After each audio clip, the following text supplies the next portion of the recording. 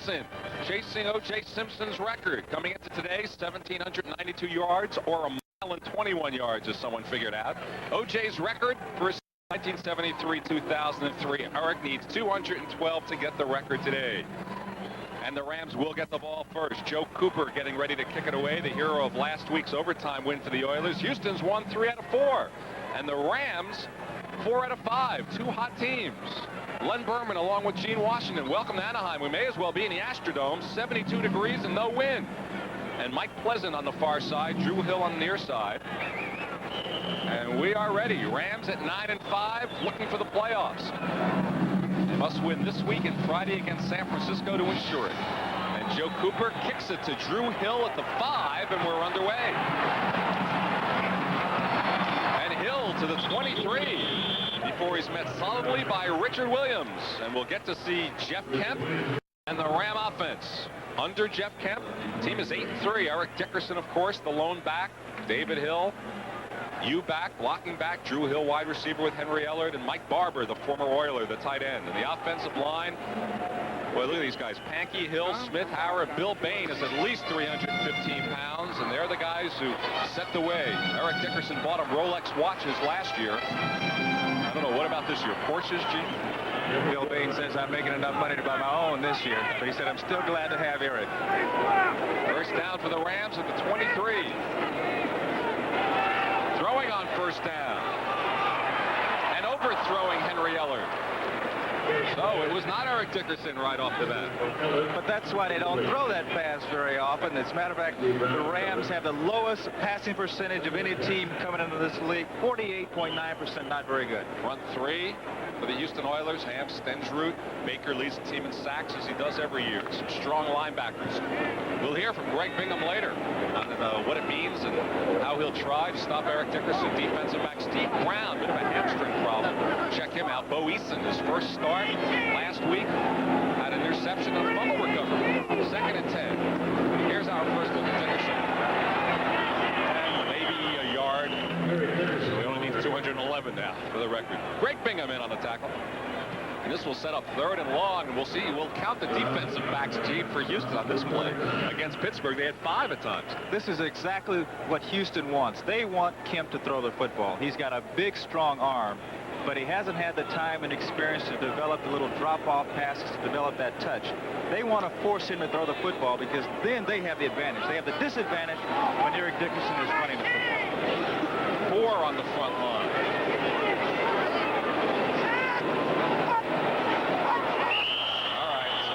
Flag of the afternoon on a 3rd and 9.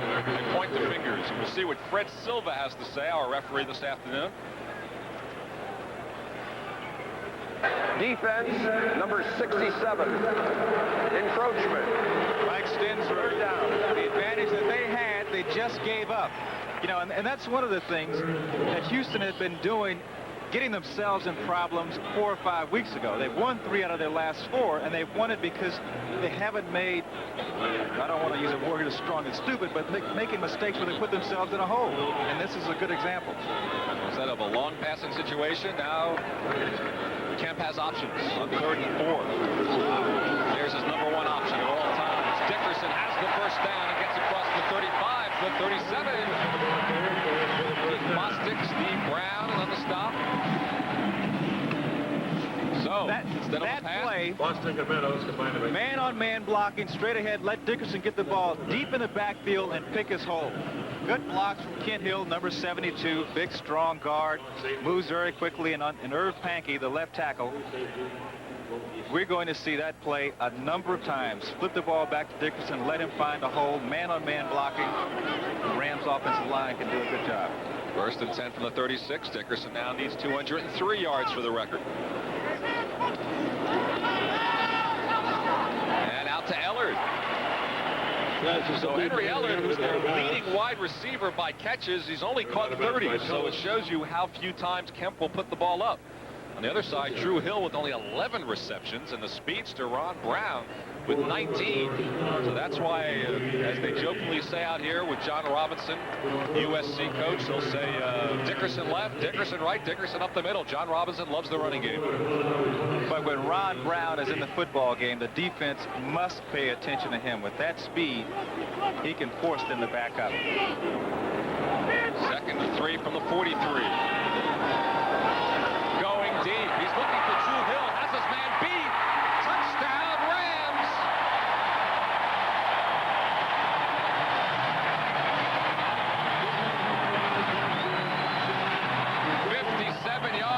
Drew Hill got behind Willie Tullis, and it was lights out. Jeff Kemp with the touchdown. Well, I mentioned before that Kemp has a strong arm. That was good evidence of that from the end zone. Take a look. Drew Hill, who was out all last year with a back injury, coming back. I think this is only his 12th reception. Look at that. He hasn't beat so far. He just waits for it to come into his hands. 6 points. Oilers never saw him on film. He's made just 1 catch in the last 6 weeks, Gene. And there's number 2, Mike Lansford, with Steve Dills holding. Lansford has missed just 1 extra point this season. He's barefooted, as you see. And we have not played 2 minutes. And the bomb strikes in Anaheim. 7-0. He beat him by a long ways. He just waited for it to come in his hands. The Rams have surprised him, scoring through the air. But it's coming down to Richard Williams, who takes it at the 9 for the Oilers. Williams heads outside. That was a good special teams tackle. It was prevented a long return by Mike Pleasant. He made the tackle for 22. Here's Warren Moon and company. Moon with those passes, 27 for 47 last week, 6 for 6 in overtime. Moriarty back from the pinched nerve. Dressel, Smith, Walls, Jamie Williams, the tight end. Offensive line did not allow a sack last week for the first time this year. Salem, Munchak, Romano, Schumacher, Matthews. Matthews played at USC under John Robinson. So, just as it was when we started for the Rams, the Oilers started their 23.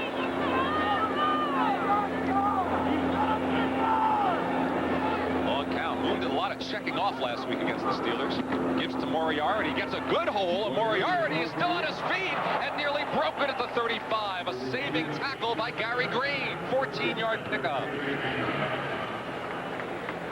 Well, this is a strange-looking situation for the Rams with Gary Jeter, the starting left end, on that front 3. Jack Youngblood not playing. There's Jack with the sunglasses. Played in 180 straight. He has not missed a game until today in 14 years since he was drafted. What a strange sight not seeing Jack Youngblood in a Ram uniform. All right, so first down at the 37.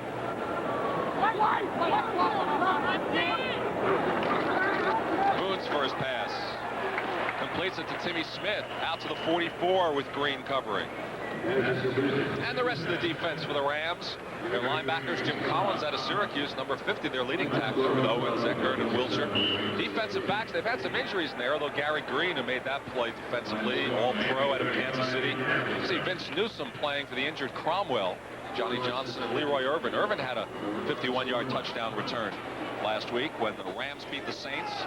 So it's 2nd and 3 at the 44.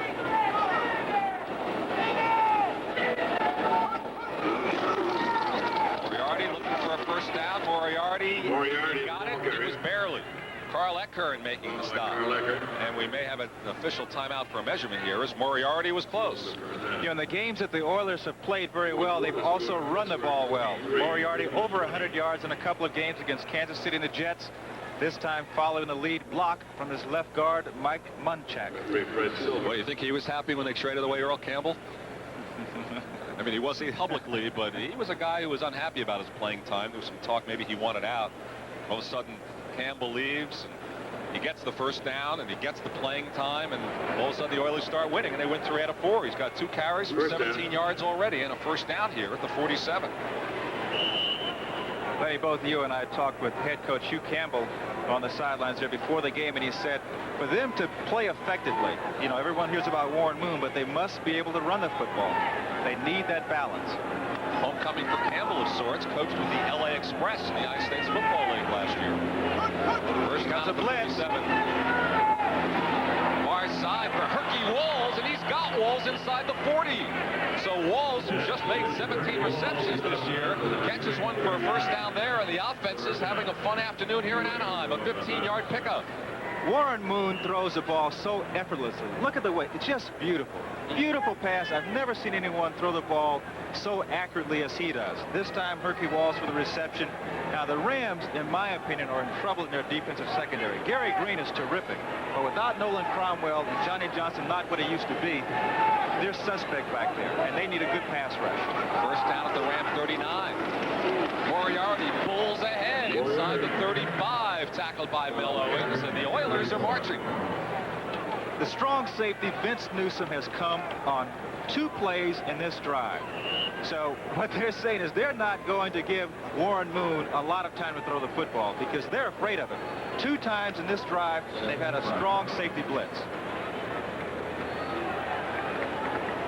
Well, Houston's offense is ranked 5th from the bottom in the National Football League, and you couldn't tell it from this drive. It's a 2nd and 5 at the 34.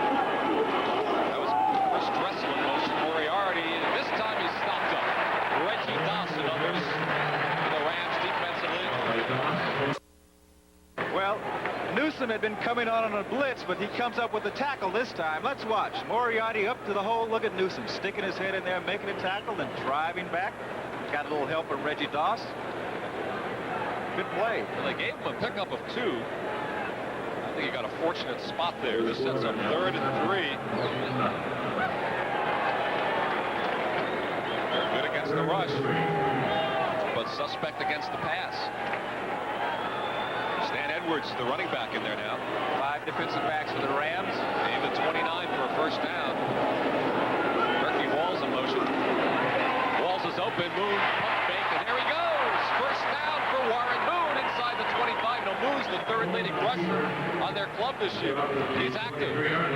Finally, Leroy Irvin caught up with him, but not before another Oiler first down. You know, Warren felt the pressure, and for a minute he thought he was going to be sacked, didn't want to fumble the ball, was almost ready to go down, ducked underneath.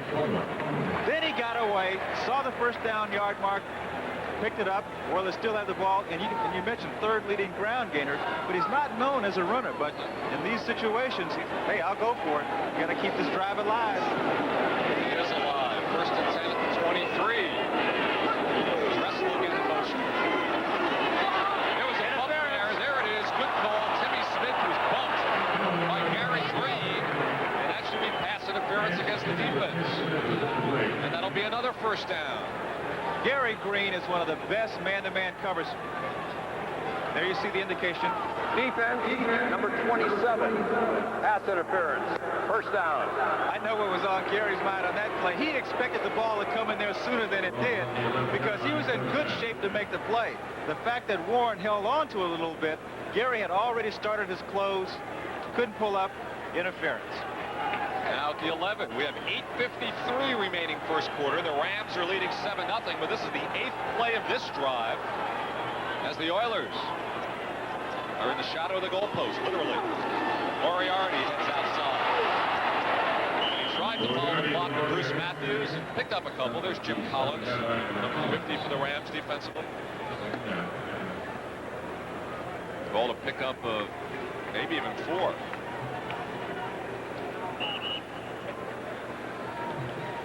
114th player picked. He has really come on, going off 28 yards so far in 5 carries. Even threw the ball once this year for a completion. This is 2nd and 6 to 7. Now it's Stan Edwards in the backfield. Here he goes on the draw, and he fights his way forward with a host of tacklers to the 5. Reggie Doss, among others. Reggie got a game ball last week along with Greg Meisner for their play defensively against New Orleans. And now this will set up a 3rd down at the 5, and they need the 1 for a first down. So an important play here for the Oilers. Well, the Rams are bringing in Gary Jeter. They're also bringing in Charles Dejanay and another defensive back, David Crudip. Well, this is to throw the ball. This is the 10th play, Gene. They've marched 72 yards, and they would rather not come away with 3. Well, 3rd and 4 at the 5. Timmy Smith probably will come in motion. He's the best man to throw to because he has the most field. There's the call. Good defense coming in right there to stop him. That was Johnny Johnson all over Timmy Smith. You had that play read out correctly, and so did Johnson. The man you want to see is the man who is going to be in the middle. Here you see Timmy Smith coming. Now he's in the middle. He has more room to maneuver. Moon trying to get to his favorite receiver, but Johnny Johnson, he had that one diagnosed right on the spot, breaks it up. Good play. Here's Joe Cooper. He missed the first one that he tried when he came over after the injury to Florian Kemp, but he's hit 6 straight afterwards, including that game winner last week. The law student who has a test tomorrow. John James is holding. Here's a test right here.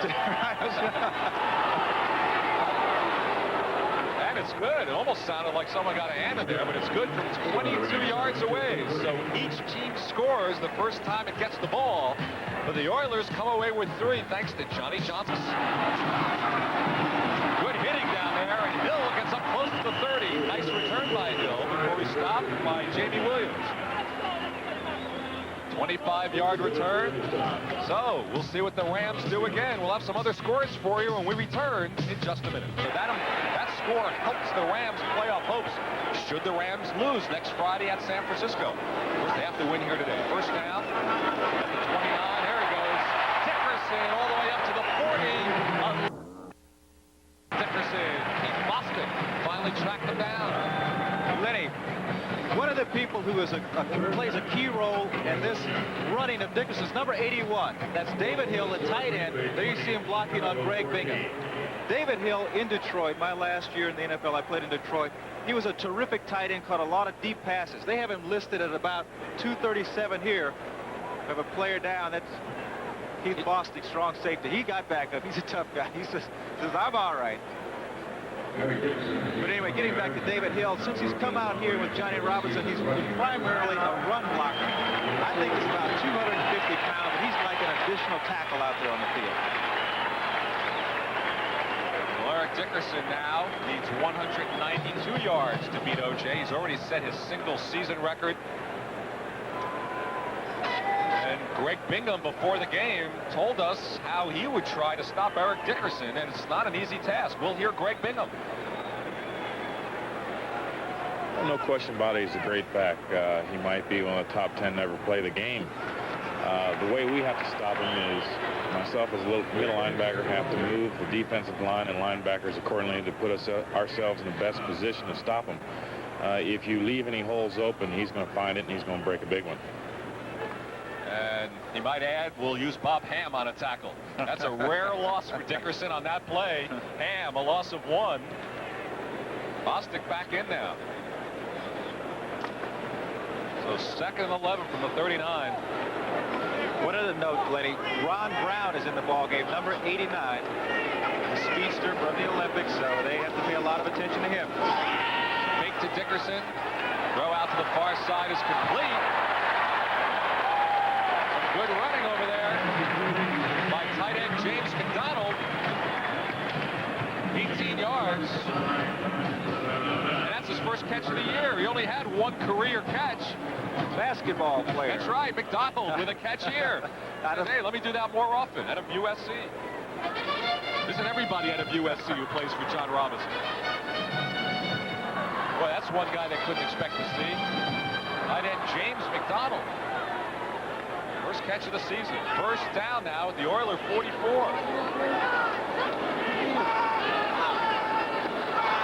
going for it. Well, he just threw it up for grabs, and it was nearly grabbed by Brown and Tullis. Kemp didn't even look. He just dropped back. Gene just threw up a lollipop, and Tullis was back there. Brown was there, and this man is fortunate it was not intercepted by Tullis. You're exactly right. Ron Brown, even with his speed, wasn't even close to Willie Tullis. Tullis complains here because he feels he was interfered with by Ron Brown. Let's watch. Now he's going for the football. They're both entitled to go for it. Tullis thought he was going to come up with his 5th interception there. He's upset. He's got 4. Thought that was going to be his 5th. 2nd and 10. Houston's already showing a double coverage on Ron Brown. It's back to Dickerson. Dickerson's main bounces off, but Dickerson gets inside the 40. Bo Eason finally got him. So the second effort by Dickerson on that play. He took some shot from Robert Abraham, the inside linebacker. Abraham, leading tackler on the team, 177. Watch the hit here. And you think Dickerson's going to go down. In slow motion, you don't get quite the same feel. But again, Dickerson just keeps those legs churning. Gives you an idea of how strong he is. Bounces to the outside. 23 yards, 5 carries. 3rd and 5 at the 39. Now needs 189 yards to break the record. Let's see how many he gets this time. Dickerson to the outside. Eric Dickerson is finally dragged down by Keith Bostic, the only man between Eric and the goal line.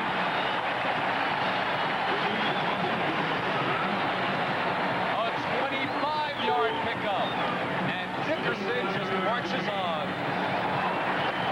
When they first started, I said we'd see a lot of these plays. Student body right.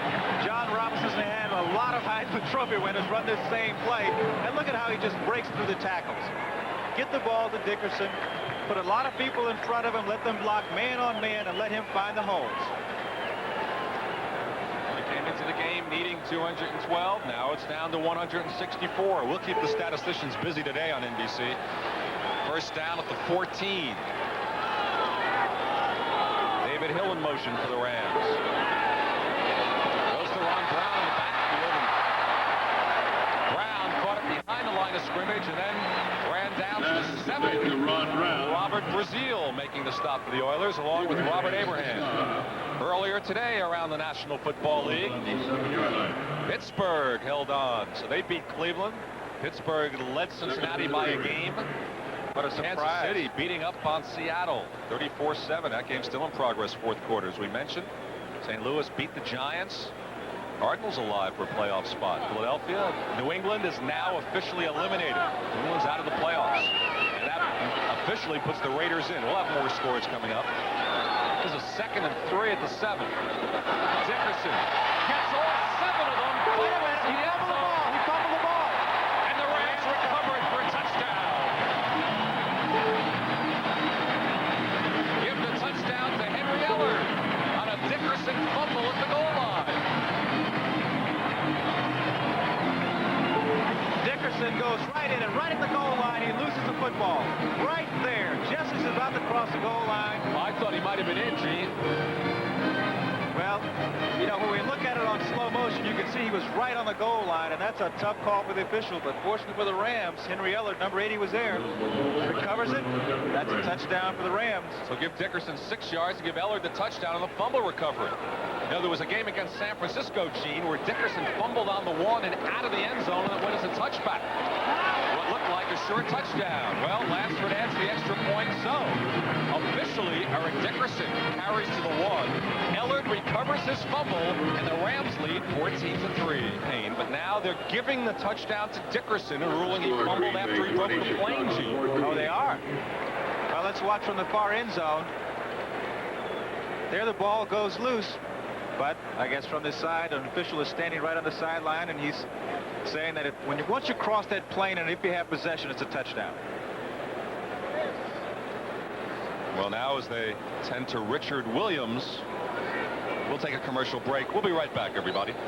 Val walking off the field on the far side under his own power. Len Berman along with Gene Washington. 4:19 remaining first quarter. Our score here is 14-3 Rams over Houston. But some finals. The Kansas City score now a final. So Seattle in that AFC West dogfight lost the game they figured to win. Green Bay surprises Chicago, although Chicago's had it long clinched. Miami came back. They were down. And Cincinnati beat New Orleans. So going into the final Sunday, Cincinnati trails Pittsburgh by a game. AFC Central. First down to the 21. Moon, plenty of time. Hits Chris Dressel. And Dressel is tough to bring down. It's up to the 28.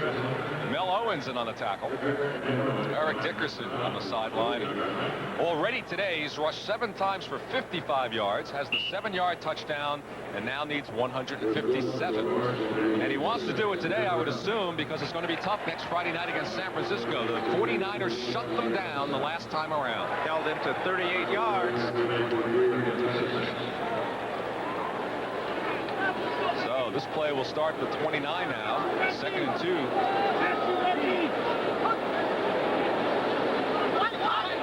Ricky Wall's in motion for the Oilers. Moriarty, first down and more, hurdling up to the 35. Moriarty is a fun back to watch, Gene. 240 pounds, 2nd year out of Notre Dame, and he's a bull charging through there. Well, Houston evidently likes their center, Jim Romano. They keep running right up the middle. Does a good job of pushing the blockers past the line of scrimmage. Jim Collins, the leading Ram tackler, was pushed past the line of scrimmage. One good place to go right at the center, and 2 linebackers just go right at them. Don't try to get to the outside. So Greg Meisner, Charlie DeJournay, the 2 those tackles on the spot. First down at the 36. They finally got him, and he fumbles. The Rams have it.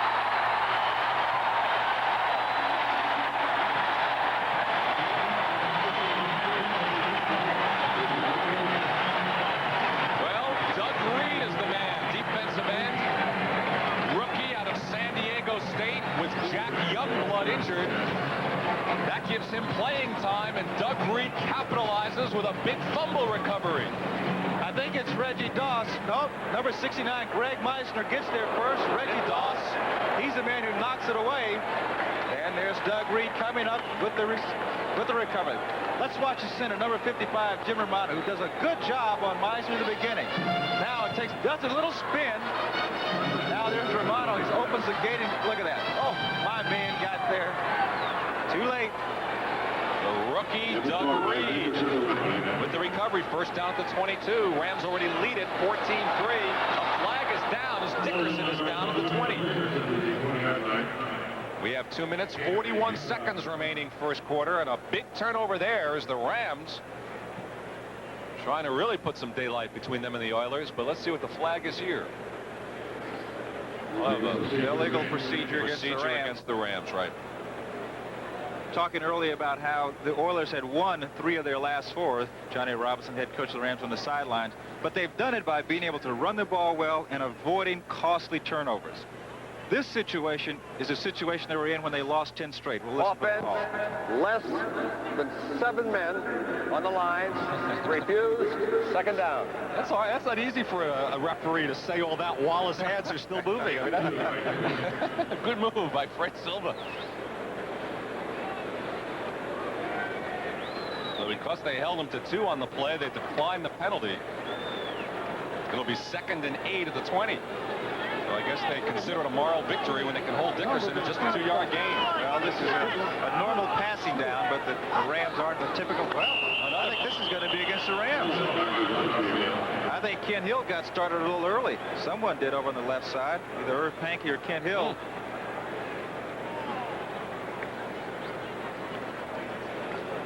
Offense, 75.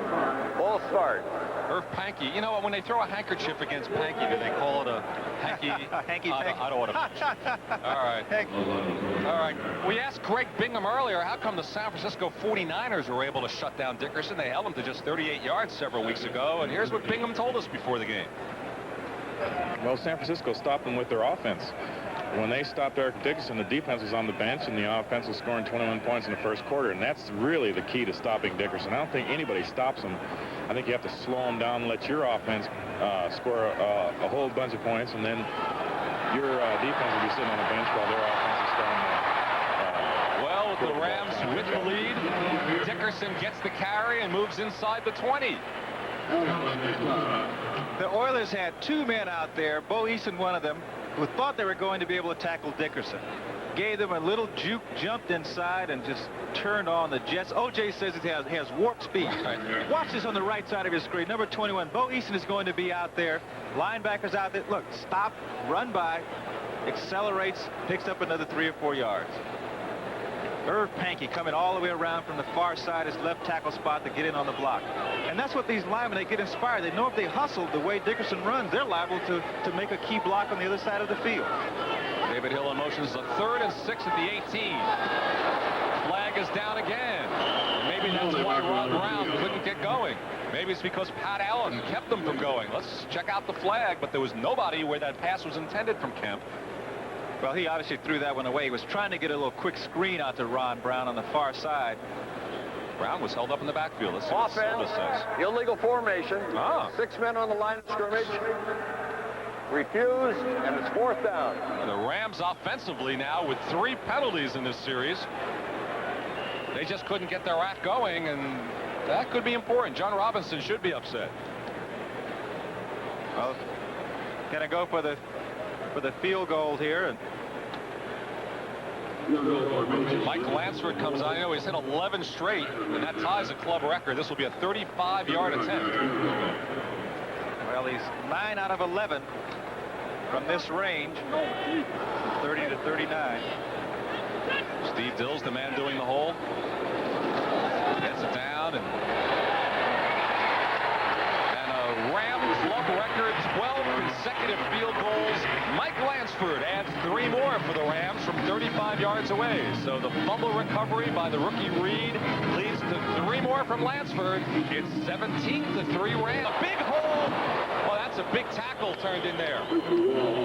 That was Mike McDonald on the floor. And he turned in a real touchdown saving tackle. Mike McDonald, another guy from USC, young linebacker, and stopped him at the 28. Caught him by the shoelaces.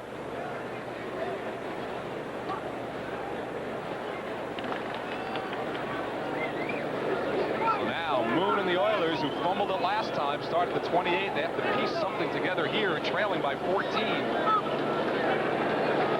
Coming off the big win, they've won 3 out of 4. Moriarty's been a workhorse. Moriarty breaks up there, and Moriarty up close to the 37. Johnny Johnson finally making a tackle. Some big holes being opened up there, Gene. Well, you know, without Jack Youngblood in there, I think it really has a very negative effect on the Rams defensive line. I mean, not only is a good pass rush, he's led the league, led the team anyway for the last couple of years on sacks, but he's such an inspirational leader. And without him, they have people in there who just sort of aren't accustomed to each other. Gary Jeter's not a bad player, but he's not what they thought he was going to be when he was a #1 draft choice.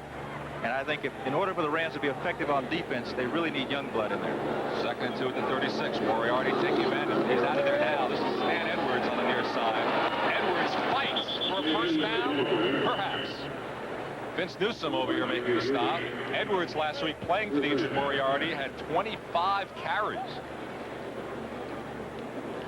No, I think the Oilers are doing the right thing in order to get back into this football game. Some people might expect when they're down 17-3 to start throwing the football all over the place. If that doesn't work, then you really get in a hole. They need to do what they've been doing, winning the last 3 out of 4, and that's maintain that balance of running and passing. And it makes Warren Moon more effective on play action. First down at the 41. Moriarty back in there. Moon is 3 of 4 passing. Well, that was tipped by Eckern as it was intended for Jamie Williams. So good play turned in by the linebacker on the coverage. Eckern did a good job of getting out in front of Jamie Williams. Almost came up with, I think, what would have been his first interception. Just gets out there with the left hand and bats it away. Jamie Williams, #2 receiver for the Oilers, coming into this game with 36 receptions. Now you see Moriarty head over. There's Shoot Campbell. Edwards back in the lineup. This is 2nd and 10 at the 41. Final 42 seconds of the first quarter. Good time from Moon to Mike Holston. First down at the Ram 45 with Gary Green covering. Holston made some big grabs in the overtime drive last week. Made 7 catches in the game, and here he picks up 14 yards. 4th year out of Morgan State. Mike Holston making a contribution. Nice catch, but an even better pass from Warren Moon. He just makes me smile when I watch him throw the football. He has such a quick release. I mean, when he decides to throw, that ball is gone, and it's right on the money. This will be the final play of the first quarter. First down at the 45. Moriarty. Another big hole and picks up another 5 yards. Before Johnny Johnson got him. So a first quarter that belonged to the Rams, although the Houston Oilers have shown some offensive flashes. They'll be driving here in Rams territory and will return to the second quarter. Down to Drew Hill on the first drive for the Rams. Here we go to the second quarter. 2nd and 5 for Houston at the Rams 40.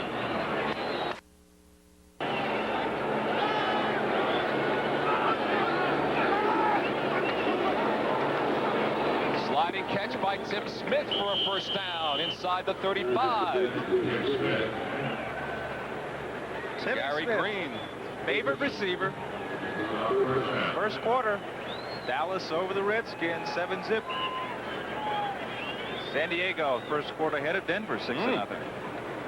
Boy, suddenly in the West, Seattle lost and Denver here losing. You know that the Redskins have never won both games in a season against the Cowboys? Never swept. We shall see. First down at the 32. Comes a blitz. That's Newsom chasing Moon, and Warren is that might have been a late hit. On the far side, no flag is thrown as Newsom chased him down. He completed that tackle after Moon had crossed the sideline. Well, in the first quarter, Newsom came on that safety blitz from the right side of your screen, number 22. Comes in on the strong safety blitz. This will give you an idea of the speed that Newsom has. Look, he closes the gap, gets Moon before he can get really back to the line of scrimmage. The second sack of Moon today from an offensive line that did not allow a sack a week ago. So it'll be second and 13 now. They're back at the 35. Moon did well just to lose 3 on the play. Here comes another blitz. Good ball. Yes, sir. Moriarty gets down to the 25. Boy, you see that blitz coming, and all of a sudden you got a screen going. Your offensive coordinator is smiling ear to ear. 10-yard pickup. Right call at the right time. Eric had 64 yards in that first quarter. If he does that in every quarter, we'll see an NFL record this afternoon.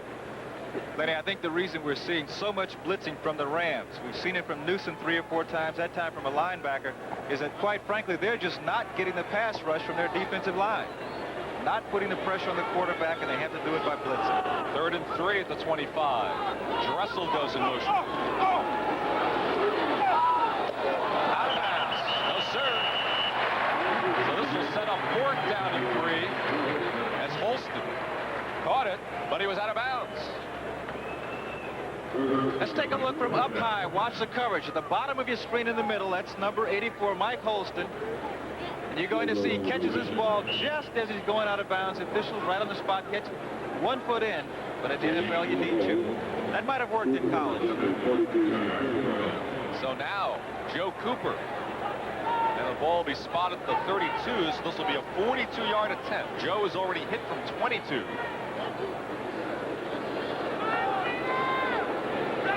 Spot on the field to think something. 2 out of 3 from this distance. Boy, this is a dream come true season for Joe Cooper. Here's a guy studying the law books when he gets the phone call. And here he comes on to win a game last week. Couple of field goals this week. It's now 17-6 Rams. It's 17-6 Rams. Joe Cooper, maybe he'll open up some chocolate chip shops the way Warren Moon has. He's a big hero down in Houston these days. Mike Pleasant, kickoff return, a good hit, turned in by Johnny Meads. As Cooper, as I mentioned before, he's got a test tomorrow in law school, and you know, he's passing every test in the National Football League. I wonder what he'll turn to. Maybe he'll represent athletes as a lawyer. That'd be good for him. Now the playoff picture in the NFC. Oh, let's check the AFC first. Seattle losing today. Denver was trailing, and Cincinnati within a game of Pittsburgh. But they have the edge. Cincinnati finishes at New Orleans. Pittsburgh finishes at the Raiders. So should Cincinnati and Pittsburgh tie, Cincinnati gets the AFC Central. They've been playing some good football. You know, the team you can scratch from that list now, the New England Patriots, losing today, that does them in and officially clinches the spot for the Raiders. So for the 2nd year in a row, 3 out of the 5 playoff teams in the AFC, well, that's quick work, guys. Quick fingers down on the Chiron machine. 3 teams in the AFC West, as they did a year ago, will make the playoffs this year. And the story for the Rams at 9-5. Now, they finished Friday night at San Francisco, but even should they lose, with the Giants picking up a 6th loss today, the Rams have an excellent playoff shot because the Rams beat the Giants. Remember that game? 3 safeties in the same game. Rams beat the Giants. Strange one. So the Rams have an edge, and that deals a blow. Suddenly, St. Louis at 9-6 has a shot. Virtually the entire NFC East 1, 2, 3, 4 of them have a shot, all of in Philadelphia. Darrell Meadows, free safety going up. That was an easy task there. Perhaps the Giants get to host New Orleans next Saturday. Okay, first down at the 19 for the Rams. They lead at 17-6. We haven't played 2 minutes of the second quarter. And guess who carries for a couple? You know, interesting with Eric Dickerson, the owner of the Rams, Georgia Frontieri, bought Eric's mom a satellite dish so she can watch back in Sealy, Texas, which is 50 miles outside of Houston. Well, today, Mama Dickerson does not need the satellite dish. We're on the air in Houston and happy to be there, and Mom's watching in Sealy. Needs 144 to break OJ's record. Our producer, Glenn Ladama, who's into these things, tells me that's a gross of yards he needs.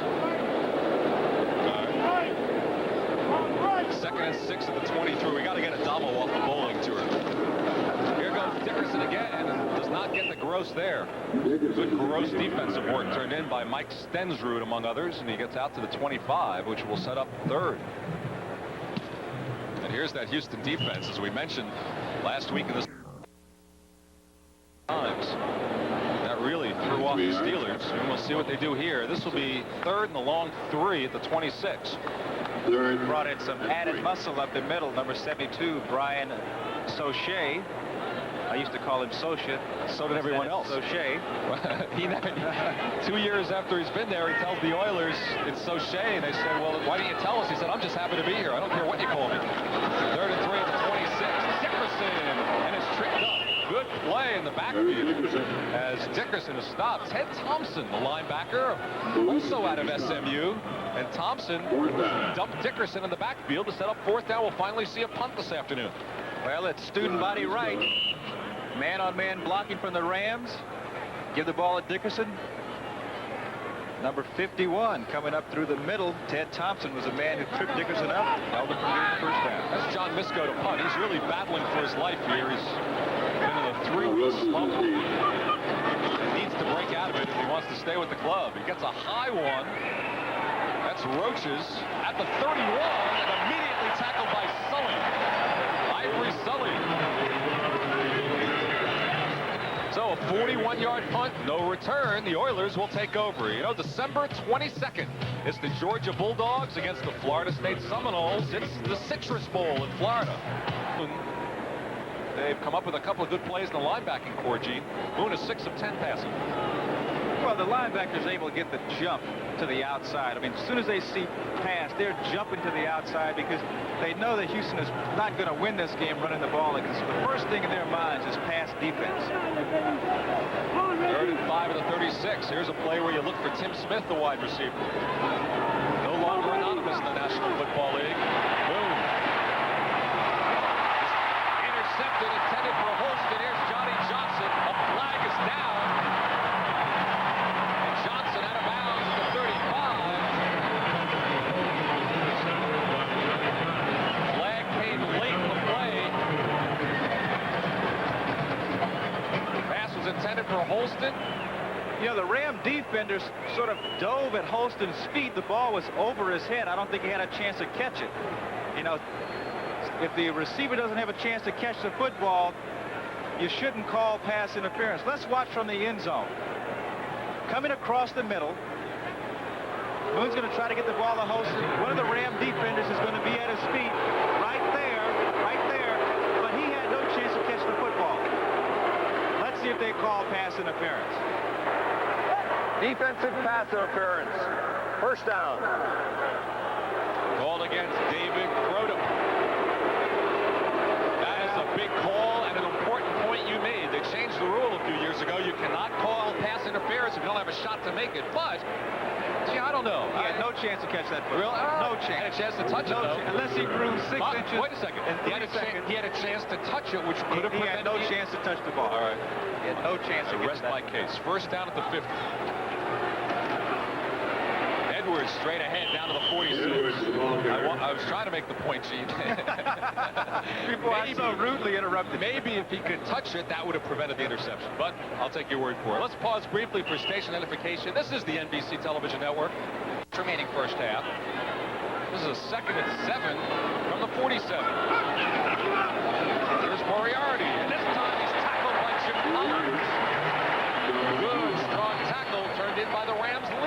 tackler, Collins, in his 4th year out of Syracuse. Moriarty was looking too soon to make the cut. Look, his linemen are going outside. Look where he goes. See, too soon. Should have followed his lineman, should have stayed outside. That's where all the open area was. But he was thinking cut back. He'd gotten some success cutting back earlier. But Jim Collins, there he is, number 50, leading tackler. He was inside waiting for him. Moriarty had already made up his mind that he was going to cut back. And can't make up your mind too soon. All right, a 3rd and 6 at the 46. Passing situation for Warren Moon operating out of the shotgun. Moon complete to Smith. First down. There's your first down man. He was covered by Gary Green, but Moon drilled it to Timmy Smith. He's approaching 60 receptions this year. He caught 83 last year and somehow didn't make the Pro Bowl. Maybe he won't be overlooked this year. He's made 3 catches today for 25 yards. His next catch will be his 60th. And he is operating on that play against one of the best man-to-man covers in football, Gary Green. But he kept himself between the defender and the football. That's smart football on the part of Tim Smith. First down at the 36. Walls in motion again. Play action fake to Edwards. Incomplete, intended for Jamie Williams on the far side with Green covering. Now, I think he was throwing that to Smith. He was trying to get it out to Tim Smith. The problem is that Jamie Williams was going in that area, and I think Smith couldn't see the ball. Sort of like a foul tip. If you're a catcher trying to get a foul tip, sitting there waiting, and all of a sudden the ball just jumped on top of him. Let's watch again. You're going to see Jamie Williams out there, but the ball is being thrown to Timmy Smith. It was a good job by Mel Owens of getting up, putting his hand in the way. Ah, okay. 2nd and 10 at the 36. Dressel in motion. And there's the hole for Edwards to the outside. Edwards down to the 22. He still isn't down and out of bounds. What an opening and what a run by Stan Edwards. And what a block from number 88, Chris Dressel, the H-back. Going in motion. Watch the block by Dressel, number 88. There's the block. Stan Edwards bounces to the outside. Good run. 14 yards. You know what this does? This keeps Eric Dickerson off the field. This is the best defense against Dickerson. That's what Bingham was alluding to earlier about the 49ers. First down at the 22. 7:20 remaining first half. It's 17-6 Rams over Houston. Dressel comes outside now. Plenty of time for Moon. And Tim Smith went right. Moon thought he was going left, and that pass went nowhere. Moon is saying, wait a second. Where are you supposed to go left? He's saying, sit down. You're supposed to go there and sit down. Don't go down there and hook up and sit there. If I don't throw it, then move to the inside. But don't move to the inside too soon. There's Moon's stats. On the year, he's 57%. Thrown 12 touchdown passes with 13 interceptions. Would have had a 14th today. But it was called on the penalty. This is the 9th play of the drive now. 2nd and 10 at the 22. Draw play to Moriarty. They're having success on the ground. Moriarty inside the 20 before Vince Newsom catches up with him. But this was the 2nd best rush defense in the NFL and poor against the pass. But Oilers having terrific success on the ground this afternoon, Chief. Well, again, I hate to belabor the point, but Mr. Youngblood is not in there. And when he's not in there, they're trying to compensate for that fact. They're doing different things with their defense. They're doing more stunts. They're doing more blitz with the linebackers, trying to make up for the absence of Jack Youngblood. Moriarty crouches down. He's rushed 11 times for 61 yards. Stan Edwards replaces him. They're going back and forth, Moriarty and Edwards, each doing well. They have 100 yards between 3rd and 5 and 17. Blitz again. Good throw. That's interference. Yes, sir. That's interference. Again for the 2nd time. Roden was a rookie out of San Diego State. And the other one you question, but this one you don't. All the way, top of your screen, 28 for the Rams, 83 for the Oilers. Look, he's going to be all over. He's all over. Can't do that. The amazing thing, though, is that Warren Moon was backing up under pressure, getting a blitz, and was able to get the ball off, and perfect throw. He made an incredible throw on that play. Watch Warren Moon. He's going to get the pressure. There's a blitz, number 50. Linebacker, Jim Collins. Watch, he's backing up. Look at this. Throwing the ball, backing up. Oh, that's tough. Oh, tough. Woo. Only Joe Montana comes to mind, a guy who can do that.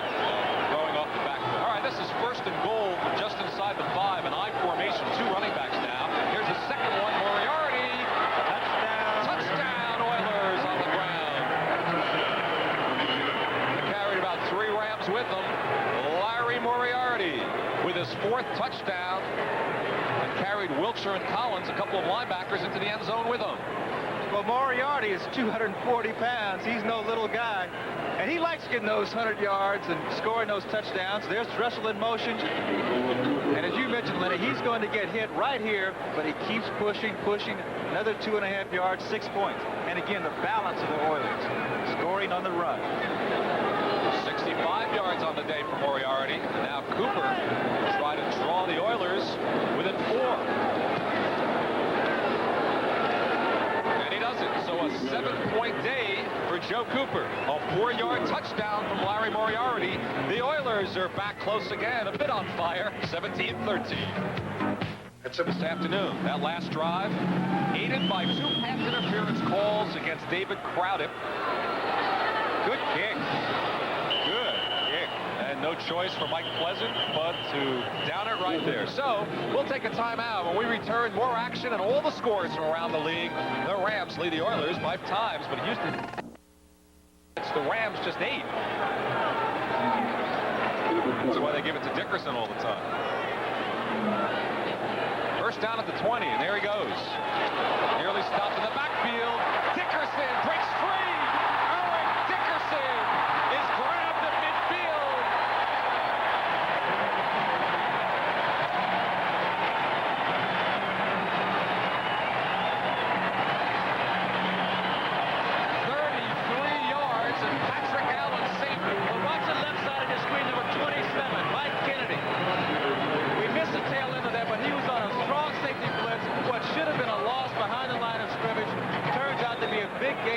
Dickerson. The Oilers had the right play called at the right time. Mike Kennedy missed the tackle. Watch the cutting ability by Dixon. Back to the inside. There's Boston. He beats there. Now he's off to the races. Willie Tullis is the man remaining, making the tackle. First down at the 47. Dwayne Crutchfield has replaced him. Give him a breather. Kemp scrambling. Kemp overthrowing out of bounds. You know, Dickerson came into this game beating 212 for the record. He's halfway home, folks. He's got 106. He needs 106. And now he has rushed over 100 yards for the 12th time this season. And that is an NFL record. Now, the interesting thing is that last year, at this point in the season, Dickerson was tired. You know, he hadn't been used to this kind of schedule. This year, he paced himself a little more. He says he feels really good. He's accustomed to this 16-game schedule plus the preseason. Not tired anymore. Second and 10 at the 47th. We mentioned the former Oiler, Dwayne Crutchfield, has spelled him here. There's Crutchfield, and Crutchfield gets a big hole.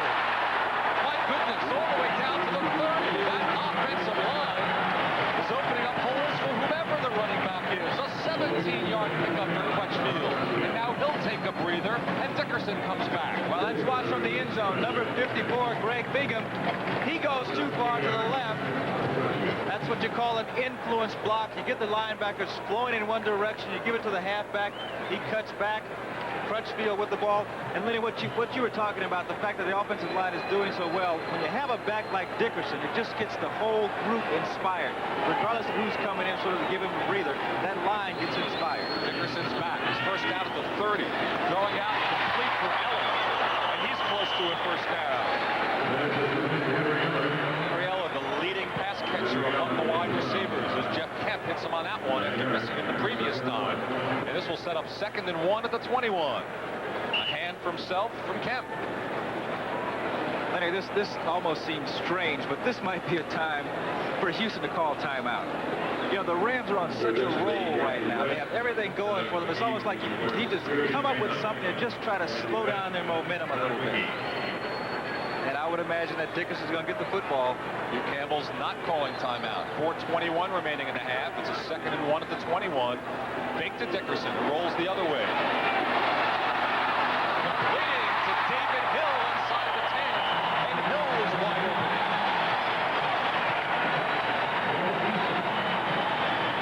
You know, we talked so much about Dickerson. What about Jeff Kemp? He's doing a good job in there this afternoon. Well, he's doing a good job under the circumstances. He hasn't played a whole lot of football. He's young. Mentioned before, he has a big, strong arm. But on that play, number 54, the veteran linebacker for the Oilers, Greg Bingham, he was in on the action. Watch. He's going to be right in Kemp's face when he throws his football. Oh, takes a shot there, but he gets in on the action. Come on, Greg, the play's over. That was Dennis Harrow with a block in there. This is 1st and goal at the 9. The Rams are charging. 3.5 minutes remaining in the half. Here goes Dickerson. Nowhere. Greg Bingham couldn't get Kemp before. Got Dickerson this time. And Eric is stopped for no gain. And a bit slow getting up. There he is, right in the middle of the action. Good reads. Now, you saw when he took that, he looked to the outside. He says, Eric Dickerson has the ball, registered in his mind. He says, I have to get to the outside. Got out there. Dickerson saw he couldn't get any place, slowed down a little bit, tried to cut back inside. Well, that's the record we talked about a moment ago. 12 times this year. What can he do for an encore? Rookie rushing record this year, a single season rushing record perhaps. 100-yard game records. So what records won't he break? He'll have them all someday. Here he goes now. Dickerson is stopped again at the line of scrimmage, and they're keying on Dickerson. And a couple of players going at it. Mike Barber against his former teammates. Yeah, but I think they're going to throw this flag on Barber. Uh-oh, now they... Avon Riley, number 53 for the Oilers. Pointing fingers and shoves him. Mike Barber gave him a sucker punch. He was down on the ground and jumped up, started in the action again. You know, this is a case where the officials usually see the person who responds instead of the person who initiates the action. That was a dead ball foul. We have unsportsmanlike conduct on both sides. It will be 3rd down. Well, that's fair enough. That's fair enough. You know, I remember watching O.J. Simpson get thrown out of the game for less than that. Officials several years ago were really tough. When they saw anything break out, they were under the gun to throw some players out of games. And I saw O.J. get the boot in New England once for less activity than that. 3rd and goal at the 9 as Barber and Riley both stay in the game after mixing it up. There's our score. 2:35 remaining, first half. It's been action-filled. And throwing, completing to Barber. Cannot get in the end zone.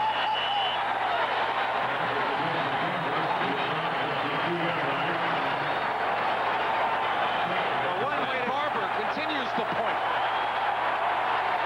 to get even with the player on the other team is to be successful against them.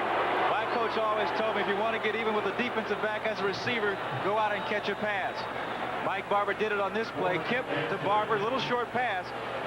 Nearly gets into the end zone, catches the ball and turns back inside. And the fellow who's down on the ground, who missed the tackle, is Avon Riley.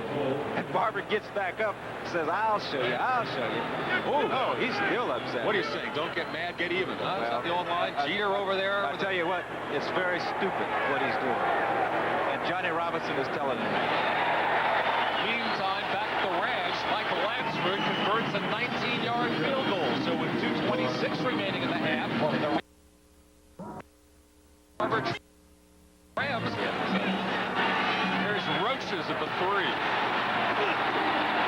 And Cronin with a good tackle, trying to make up for those 2 pass interference calls, makes a good special teams play at the 15 before Roaches could get ahead up with steam. So we've got 2:17 remaining in an eventful first half, and the Rams leading the Oilers 2013. Elsewhere around the National Football League, we'll get to the scores shortly. We'll update you on what's going on. But here, first down at the 15. Well, the Oilers have plenty of time to get down in scoring position. 2:17 to go.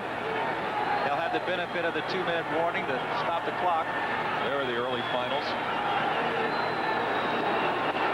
Moriarty gets 5 more. They cannot slow him down. Jim Collins finally does. And again, another good block from Chris Dressel, the H-back.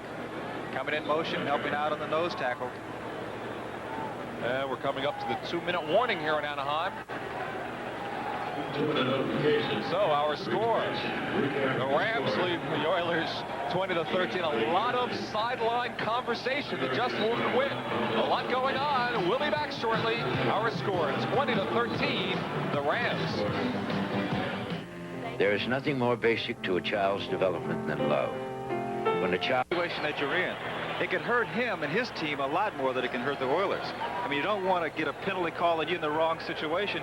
That could turn out to be a key play. And then later on, next week, then you're saying, why did I do that?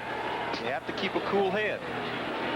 All right, for Warren Moon, 2nd and 4th, 21. 2 minutes remaining, first half.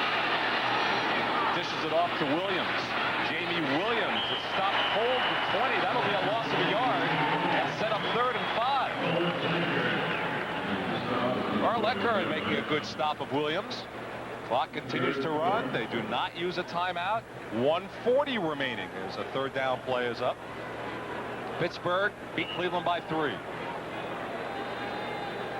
Kansas City with a stunner over Seattle. Rolled it up against the Seahawks defense. St. Louis, 10-point win over the Giants. That's a little bit of a surprise Giants as held well. it at 10 points at the first meeting. Philadelphia knocked New England out of the playoff picture. Green Bay over cruising Chicago looking for a quarterback. 3rd and 5 at the 20 now. Minute 12 remaining. And sprint out, roll out. Boone just takes it out of bounds. And barely, I wanted to get the first down. If he did, he got it barely. And the clock is stopped with a minute 5 remaining. Look at them. They're pointing to the spot on the ground saying, wait, we got that first down. He might have gotten it by a toe. Miami big over Indianapolis at the Hoosier Dome. Cincinnati keeps their playoff hoops alive. Winning in the Dome, 24-21. They do not give them the first down. 4th and inches. Tampa Bay over Atlanta, 23-6 the final at Tampa Bay. So, Houston is going to punt it away as Warren Moon went for the first down marker and missed it by inches. Well, number 47, Leroy Irving, bumps him out right there. You can see Moon looking for that spot on the ground. Trying to put his foot there. So, John James, nobody's punted more than he in National Football League history. And there's Henry Ellard, leads the NFC in punt returns. Number 2 in the NFL, led the NFL last year. He's a good one. A couple of touchdowns this year. A short kick. The Rams were going for the block. And it's out of bounds at the Oiler 47. So with 58 seconds and 3 timeouts remaining, the Rams are in good shape. Just a 22-yard punt. Gary Green nearly blocked it. Forced John James to rush it, and he got off a poor punt. They accomplished what they wanted. There you see offensive coordinator with the blue cap on there. This is Jimmy Ray sending his quarterback out. See if they can get a few more points before this half ends. They're at the 48. They have 58 seconds. Look at the Dallas Cowboys over Washington. You said nobody's beaten the Cowboys twice in the same year, or at least Washington never has. San Diego and Denver. It might be a battle there. Mile High Stadium there at 6-6. Denver plays every game close. First down throwing. First down completing again to David Hill. And Hill finally brought down to 31 by Bo Eason. But David Hill, who's gone some games without even running a pass pattern. He's been a blocking back here. None of the touchdown dances that he had in Detroit when he played there. But here, he's caught a couple of passes this afternoon, and he's a force as they get close to the 30. Coming up in a few minutes. In fact, after 47 seconds of playing time, we'll have NFL 84 on AFL Remembered, the war between the leagues. That'll be the sequel to the war between Mike Barber and Avon Riley. That's coming up at halftime on NFL 84. The Rams leading Houston here 20-13, 47 seconds remaining first half. Lenny, I think what the Rams are thinking here with 47 seconds to go, they don't want this situation to explode in their faces. What could happen is that if Kemp tries to get it all, he might end up with an interception, particularly if he throws the ball wide. If he tries to throw the ball to the wide side of the field, like a short out pattern, then you have the risk of the Oilers picking it off and going all the way. So if they do throw the football, I think they'll try to keep it in the middle of the field, or at least John Robinson will say to him, don't throw anything that's not a very conservative pass. Dickerson is halfway home toward what he needed when the day began, and there will be no asterisk. He breaks O.J.'s record in 15 or 16 games. That's a record. Pete Rozelle says a season is a season. First down at the 30. Look at that. You're just what you talked about. Keith Bostic over here intended for Barber, and if he could somehow have picked it off, there was nothing between Bostic and the end zone. I don't know why they threw that pass. I mean, that's just what I was talking about. I don't know why they did that. Well, I guess if you're an Oilers fan, you wish they'd do it a little more often. But with an inexperienced quarterback, this is the last thing you want to do. Watch Keith Bostic, number 25, left side of your screen. As you mentioned, Len, if he picks that off, Kemp is the only person who can tackle him. All right, now at the 40. It reminds me of the Theismann-Squire thing, the last Super Bowl towards the end of the first half. That was way down. Blitz. Kemp got away and fumbled the ball, but he's ruled down. Oh, that's interesting, Gene. Avon Riley says, no, I want to show Mike Barber something, but the play was called dead, and he dropped the ball. And Hugh Campbell on the far side is irate. Well, this is an interesting play because when you go down, the ball is dead if you've been tackled. But if you fall down on your own, that's right. It's not college football. If you go down on your own, you can get up and run again. Okay, let's watch the action here. He gets away now. Okay, now if they blew the whistle there, then he's down. It depends on whether they feel that he was in the possession of the tacklers. You know, that's umpire Tom Hensley immediately ruled down. As you saw, the ball and his knee touched the ground simultaneously. So, a call that's been interesting against both sides today, and now 10 seconds remaining first half.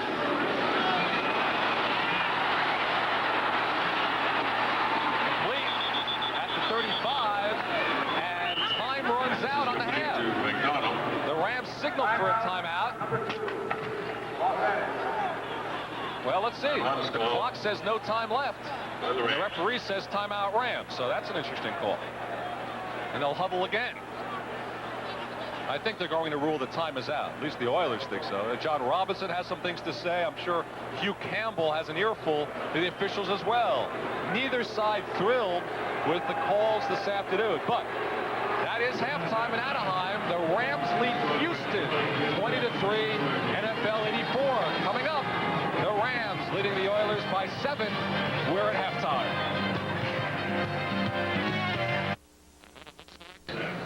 Eric Dickerson at the moment 1,898 yards this year, 36 yards away from the former Oiler Earl Campbell, and then it's on to O.J. Just needs 106 here in the second half, and he's got himself a new single-season run. I remember that day, O.J. Simpson, visited us in the booth a moment ago. Bobby Chandler played on that team with O.J., and Bobby said he was kind of sad to see the record fall. He did a lot of blocking. I remember that game, O.J. at Shea Stadium in the snow broke the record 2003, and many people said, gee, that may never be broken ever. But that was before they knew about Dickerson. That's the way I thought. I thought that was one of the few records that no one would break, because when O.J. broke that record, he played when the field configuration was a little bit different. Players weren't as big and strong as they are, and I said nobody's going to play long enough, go without getting injured to break that record. I just didn't think it would happen, and sure enough here Eric Dickerson's probably going to do it. If not today, then certainly probably next week. All right, let's take a look at our halftime stats with the Rams leading the Oilers 20-13. Big discrepancy in passing yardage. The Rams, one of the poorest passing teams in the league, well, they got 128 yards passing to just 56 for Warren Moon and company. But that's the balance that they've been talking about that Hugh Campbell mentioned before. about when they've won football games. 2 of those wins, Kansas City and against the Jets, Moriarty had 100 yards himself rushing in each of those games. And they need to be able to run the football to keep that balance. Mike Lansford will kick off. Well, there's the playoff picture. Miami getting a break by Seattle's upset today, so Miami with the fewest losses in the AFC. Denver, Raiders, New England is gone now, losing today in Philadelphia. Pittsburgh and Cincinnati. Pittsburgh next week has to play the Raiders. Cincinnati plays New Orleans, so if they both finish 8-8, Cincinnati gets the playoff spot. In the NFC, the Rams right in the thick of things. Rams coming in today 9-5 as the ball is blown off the tee, and Mike Lansford will tee it up again. But San Francisco, clearly the best team in the NFC at 14-1. A host of teams coming in 9-5, but the Giants losing today, and that helps out the Rams a bit, because should the Rams and Giants finish tied, the Rams beat the Giants earlier this year here in Anaheim. So the Rams in decent shape for the playoffs for the 2nd year in a row under John Robinson. Here we go with the second half. Herky Walls at the 5. And Walls to the 22, and that's where Warren Moon will start out. John Kamina making the tackle on special teams for the Rams. Maybe one statistic the Oilers would like to reverse. You know, over the last 4 years, they've lost 36 of the 39 games in which they've trailed at halftime. I wonder what the league-wide stat must be, but Oilers would like to reverse that here. Trailing at 20-13. 1 point they were down 17-3 after the first quarter, but Cooper field goal and a Moriarty touchdown run, and they were back in business. And here they start at the 21.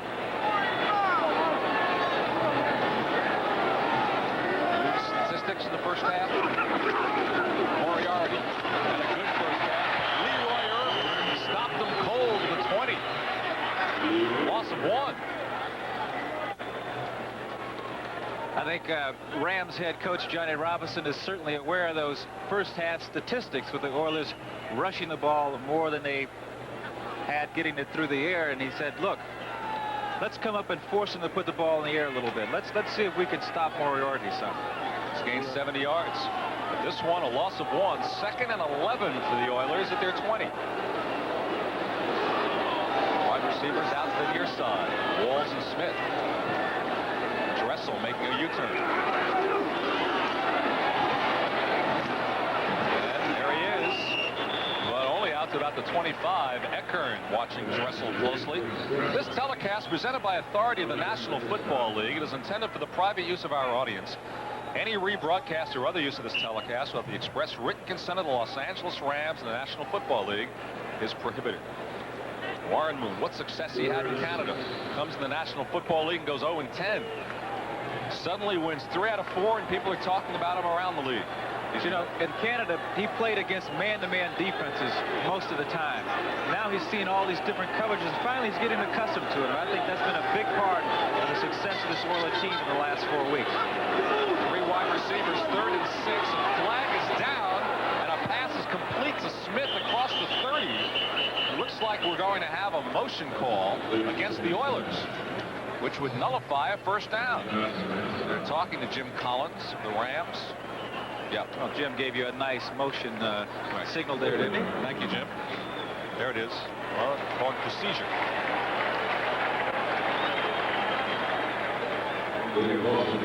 Well, let's watch and see what Jim Collins is referring to.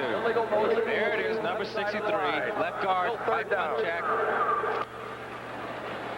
All right, Big Mike. So this pushes the ball back to the 20, and once again, it's 3rd and 11. Oilers 2 of 10. Rams 4 of 44. 2 of those 4 set up the last Oiler drive. 2 pass interference calls against Crota, which preceded the Moriarty touchdown. So shotgun on 3rd and 11 at the 20. Good time for Moon. He's open. Roaches across the 40. And Roaches, who's just caught 3 balls this year and only 3 in his career, catches one this afternoon against Ivory Sully, and the Oilers move it out to the 41. Moon wanted to throw the ball to Timmy Smith, who was in the slot and got down to the inside, but the Rams had good coverage on him. Roaches was a secondary receiver. waits for him to drive Sully back, makes a nice catch, goes up high. Yes, he does. 22-yard pickup, Gene. This brings him out to the 41 for a first down. Smith's going to come in motion again. This is a good spot. Moriarty on the pitchback. And he fights across the 45 again. He is a bullish running back. Leroy Irvin finally on the tackle. Well, the Rams linebackers, I think that's the strength of their defense. There they are, right in the middle. 50, Jim Collins, you can see he's reading the play, flowing the lineman, taking on the blocks. Forces Moriarty back to the inside, and I'd say Larry is really, as you mentioned before, I think the fact that Earl Campbell is no longer there, he's sort of just come on, I mean, in terms of his self-confidence and so forth, and really playing tremendous football. 2nd and 5 at the 46. Walsh doing a sprint to the near side. Boone right up the middle. There goes. First down and more inside the 45. Boone, the ball carrier. He had half the football field wide open in front of him. An 11-yard pickup before Eckern finally got him. You know, it almost looked like the old quarterback draw, except I don't think it was quite planned that way. It was so wide open in the middle. Let's watch from the end zone, and you're going to see Moriarty, number 30. He's going to turn around and watch. He said, well, you're going to run? You're going to give it to me or not? His eyes lit up. Maybe I'll try to block. All the way down to the 42, another first down. Moriarty, good yardage to the 35, and the Oilers doing what few teams have done successfully this year, running against the Rams. But again, if you're just joining us, Jack Youngblood missing his first game in 14 years at defensive end, and maybe that explains part of it there. But they're running it right up the middle. Running against the nose tackle, Greg Meisner, inside linebackers Collins and Eckern. And I tell you one thing, the 49ers are going to take a good look at these game films for next week. When they see that kind of yardage being had against the Rams, they're going to want to do the same thing. 2nd and 3 at the 35. Edwards down to the 31 and close to another Oiler first down. You know, but the middle part of that Houston line is so big. The center, Jim Romano, who was with the Raiders, he's 255, but he's a small guy in the middle. Munchak, 286. Schumacher, Howell, those guys around 270. So they have the strength and size up that middle to really blow people off. And they're doing a good job against that triangle for the Rams. And another Oiler first down. This drive has lasted over 4.5 minutes to start the second half. Rams lead at 20-13. Oilers driving for a tie. First down at the Rams 31. I think he's got his man-on-man against Tim Smith on the left side. Now they rotate that way. Wide open is Jamie Williams inside the 5 to the 3. And he drags Gary Green down with him. Jamie Williams, who's with his 4th team in 2 years, was wide open on the play and brings it inside the 5. But what made this play work was the fact that the Rams rotated their defense. Watch, a defensive back is going to come from the left side of the screen. He's got the short coverage. The safety has to come back over. That opens up the right side. There he is all by himself in the middle, Jamie Williams. And Warren Moon read it perfectly and got the football to him. Let's watch from the end zone. Moon sees the coverage. You saw that quick look to the left. You saw the double team coverage. Gets it off to the right. Pressure from Wiltshire, linebacker. First and goal, looking for Williams. And he had Wiltshire all over him. He was fighting up on the line of scrimmage. It was a good call. Play action. He had the I formation. Looking for Williams. Well, I don't want to take your territory, but he was working. You're supposed to explain that. He's working the linebacker. Well, I was admiring your analysis there. Well, you should do the play-by-play. Why don't you do the next play? This is the way I'd probably do it. The Oilers with the ball at the 23. No, they're at the 3. You take it. You're better at it. Second and goal at the 3. Still the 2 backs in there. Moriarty and Edwards. Dressel with the U-turn. Here's Moriarty. No, sir. Stacked up. Wiltshire. Eckern, the linebackers. And it will be 3rd and goal. The Rams rising to the occasion. The Oilers trying to go to the right side with their strength. Ruth Matthews, big man over there, 74 the tackle. But the Rams stack him up. And the best thing, I mean, obviously the Rams on a goal line stand here, but if they keep the Oilers out of the end zone on this play, the momentum is just really going to be in the favor of the Rams. The Oilers really need 6 points. Never mind a field goal here. They need 6 points right here and to really have a good shot of winning the game. Third down from the 2. They try it straight ahead, and Moriarty gets inside the 1, and now it's decision time. And the decision is a quick one. He's going for the field goal. Joe Cooper coming on the field. So the Rams have held. You know, even though they probably will give up the 3 points on the field goal, the Rams feel they have a victory here because they kept them out of the end zone. They feel they've won this particular battle, keeping them out of the end zone when the Oilers had a really good shot of getting in for the 6 points. They've held them to the field goal, or at least the field goal attempt. John James, the punter, holds for Joe Cooper. Joe is 2 for 2 this afternoon from 21 and 42. This one is spotted to the 8, so it's an 18-yard attempt to try to draw the Oilers within 4. And Joe Cooper is 3 for 3. So the drive took nearly half of the third quarter, but instead of 6, the Rams defense only yields 3. So with 7:50 remaining third quarter, the Rams lead Houston 20-16. Joe Cooper will be kicking away 9 straight field goals after missing his first as an Oiler. He's 3 for 3 today, but a long drive yielded just 3. They used over 7 minutes. And Mike Pleasant at the 4. And a Pleasant return out to the 32 before he's stopped by Patrick Allen. So we've got 7:41 remaining third quarter. Rams lead Houston by 4. We'll be right back, everybody. Back in Anaheim, penalty markers fly as the Rams try to get off the first play of the drive. Number 62, ball start, first down. Bill Bain. I wonder which part of him was moved falsely. He's a house. 285, that's listed on the program. I think maybe that weight was taken in training camp, probably. 285 in the program, 315 in your box. So Bill called for the movement. 10th year out of USC. But he loves being with Johnny Robinson. Most of the coaches said, you're too overweight, lose some weight. Robinson, I don't care, just open the hole for Eric. He says, I love playing for Robinson. Yeah.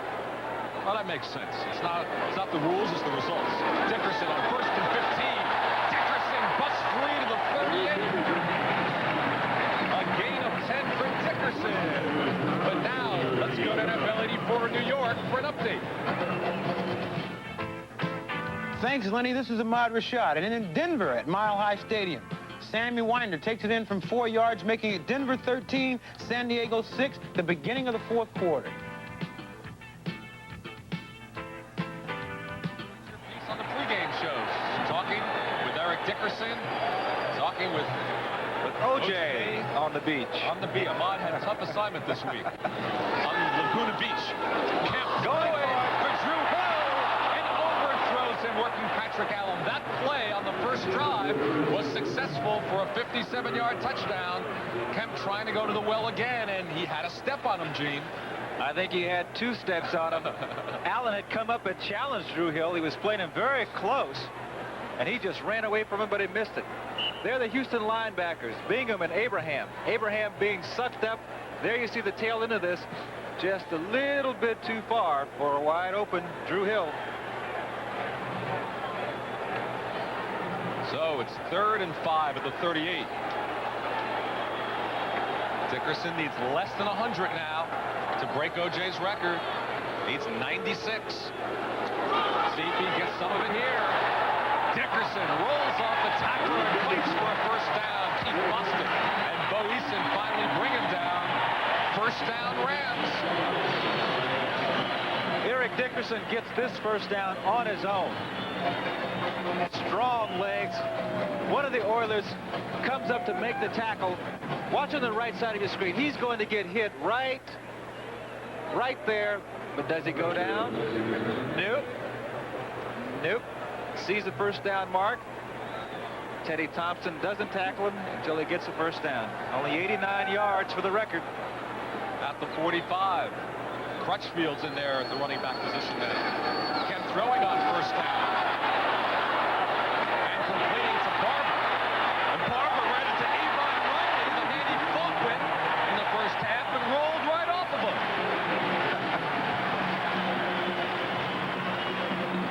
Well, he's a little slow getting up, though. I mean, he took some shot from Riley, but as you mentioned, he just kept rolling like it didn't bother him at all. If you're with us in the first half, Barber and Riley exchange punches, and that's the man Barber runs into right here. Here comes Riley. Boom.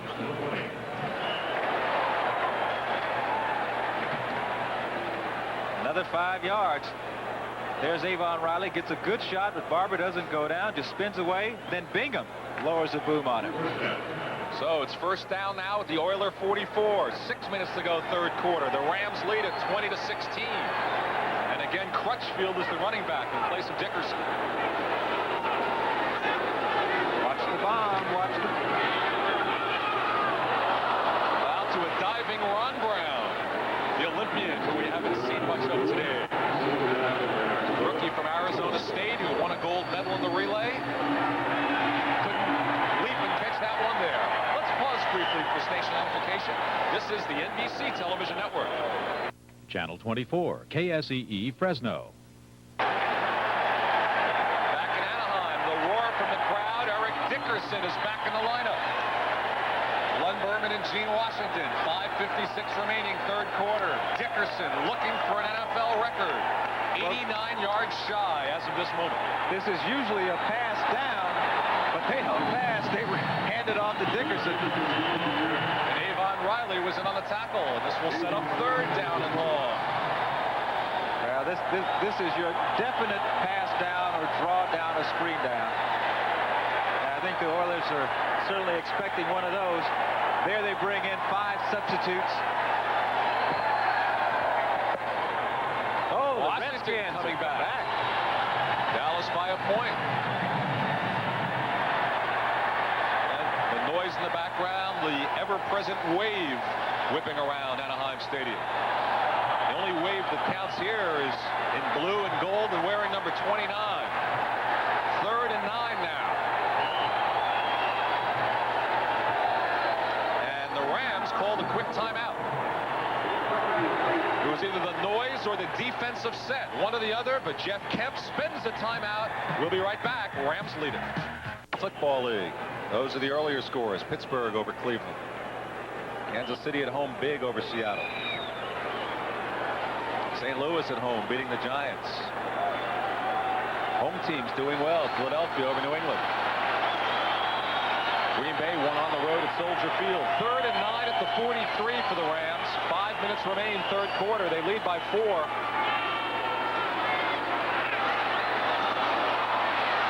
Looking for McDonald. It's ruled incomplete. The tight end caught one in the first half, but not this time. And at the moment, let's pause and go to New York for another update. Thanks, Lenny. This is Ahmad Rashad. And in Denver, Mile High Stadium, the Orange Crush comes alive. San Diego had 4 shots to try to get in the end zone. They couldn't get in. Shades of the Purple People Eaters. Lenny? Nowhere to be found yesterday at Candlestick. Ahmad said, though, that the Vikings showed great speed yesterday against the 49ers and tried to get off the field. That's right. All right, Misko will punt again, second time today. Fair catch called by Roaches. It slides down at the 12. So the Oilers, with 4:55 remaining in the third, they trail by 4. They get the ball back and will be back. Through 12. 4:55 left, third quarter. Rams lead Houston 20-16. Oilers have never led in the football game.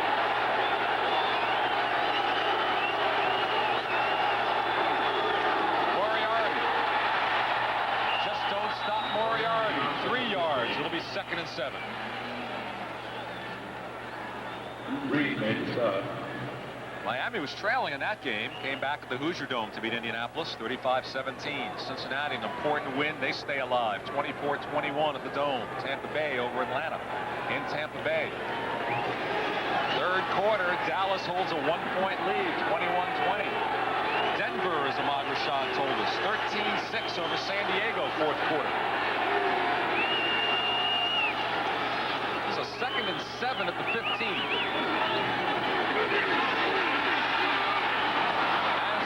To Dressel for a first down across the 25. Chris Dressel making some important receptions this afternoon, Gene. If we had this on the replay, Chris Dressel came in motion. He's been coming in motion and blocking down on the nose tackle. He's done it 3 or 4 times, blocking for Moriarty. This time, though, he came down inside, faked the block, and just shifted on through out into the flat. Came up with a nice reception. Nice play action.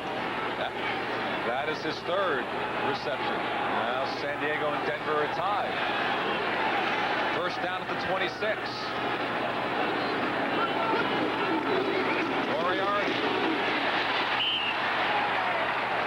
Wiltshire making the stop, the Ram linebacker.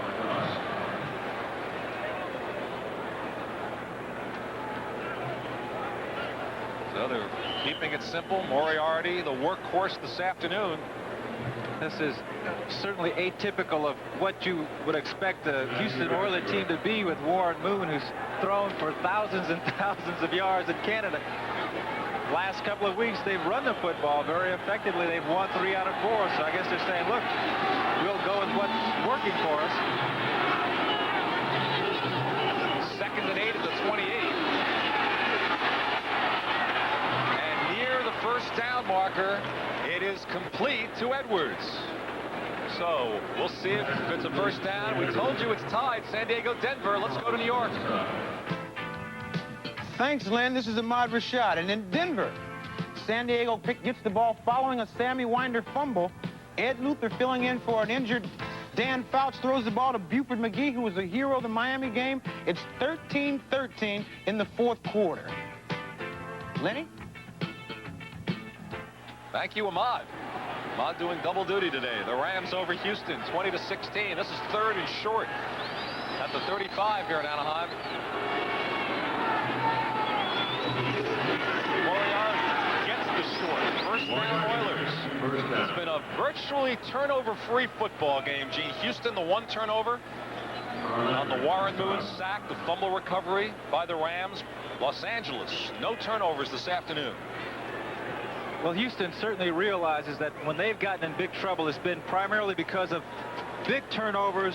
The opposition has gotten the ball in good position, scored, and they've fallen way behind, and then they have to throw on every down. So they're trying to avoid that, and they've done a good job so far, and that's why they're still in this football game and have a chance to go ahead if they can get 6 points. First down at the 38. Stan Edwards, maybe a yard. We're in the final 2 minutes of the 3rd quarter. The Rams. There was some thought earlier that they could have put away the Houston Oilers. They led it 17-3 late in the first half, but now the Oilers coming back. 2 pass interference calls led to a Joe Cooper field goal. Moriarty a 4-yard touchdown run. Mike Lansford got 3 points back for the Rams to make it 20-13 at half. Now it's 20-16. And it's 2nd and 9 to 39.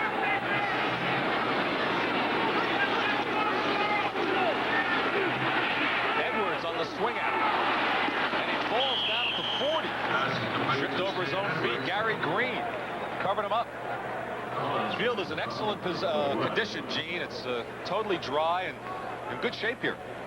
Yeah, but oftentimes when players are so accustomed to playing on an artificial surface, as they are at Houston in the Astrodome, they do things a little bit differently. For the receivers, when you're on grass, you can make much sharper cuts on grass because you can plant and it gives a little bit. You can't do that on AstroTurf. Runners, the cutting is a little different. On that play, Edwards, he just simply fell down, and I think it was because he's not so used to playing in the grass. And as you said, it's in good shape. 3rd and a long 7 at the 40. They flood this side, and Tim Smith for the 2nd time today went inside. The pass went outside, and Johnny Johnson nearly picked it off. Well, they didn't get the completion, but Warren Moon had plenty of time to throw the ball, primarily because of the play of his offensive line. Let's watch number 62, John Schumacher. Doing a good job of blocking. Blocking on the nose tackle. That's Charles Dejanay, number 70. He did his job. But Moon and Smith cross signals again. John James into punt. His earlier punt was just 23 yards. Nearly got it blocked from Gary Green. This is Leroy Irvin at the 23. Irvin is still on his feet at the 40. A nifty bit of running. A 17-yard return by Leroy Irvin after a 36-yard punt. John Grimsley finally tracked him down. So good work, Leroy Irvin, on this punt return. Looked like they had him squirted away for a big gain. We'll come back in just a moment. The Rams continue to nurse a 4-point lead. When I launched this business, With 24 seconds remaining third quarter, the numbers on Eric Dickerson, 88 yards shy of the record book. This drive, the Rams will start at the 40 thanks to the Irvin punt return. Los Angeles leading Houston 20-16. Look how deep Eric Dickerson lines up. McDonald in motion. Pitch back. He got the pitch back to the 34. Has to get to the 40 to get to the line of scrimmage. Out of bounds at the 45. You know, he's probably gone way over 2,000 yards already when you consider how far he lines back. He needed 5 yards just to get back to the line of scrimmage, Gene. Well, the reason for that deep lineup back, ball in his hands, then have time to find his holes, because Johnny Robinson is doing here at the Rams what he did at USC with Marcus Allen and O.J. Let the halfback get the ball and let him read the holes. This time it's a sweep, but he has lots of people out in front.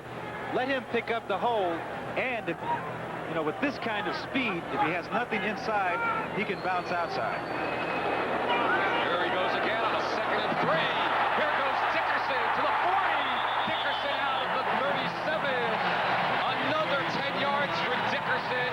He's within 71 yards of the record now, Gene. Nothing fancy about it. Same play, they ran to the left side.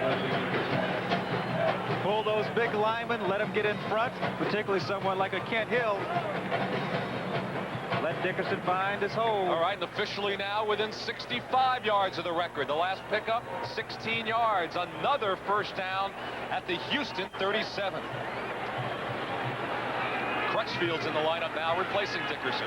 The Oilers can't ignore those speedy wide receivers on the outside, particularly Ron Brown. Crutchfield fights down, close to another first down. Crutchfield refuses to give up. Bo Eason finally stopped him.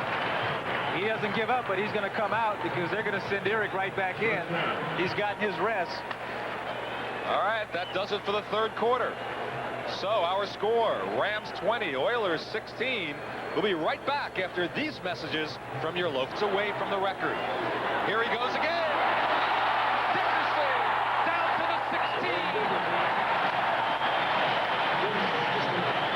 Another 11 yards for Eric Dickerson.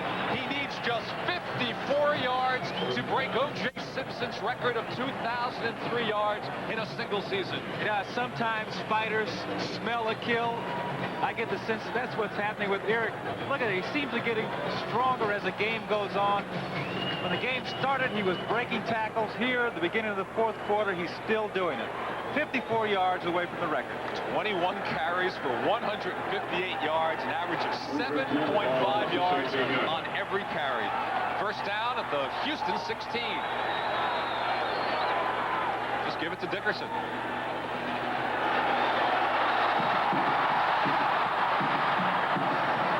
Dickerson does well to fight for a yard. Maybe 2, if we want to be generous. He says quite clearly he's the fastest running back in football. He admits it. He says, that's my #1 asset. I'm the fastest. Well, O.J. says he has that warp speed from one galaxy to another in a blink. You said that Dickerson is the greatest he's ever seen. I might take issue with that. I'm an O.J. fan, but I would be happy with either one in my backfield. I'm sure there are a few votes out there for Jimmy Brown. Some call him the greatest of all time. 2nd and 8 at the 14. Dickerson needs 52 yards as Kemp rolls out.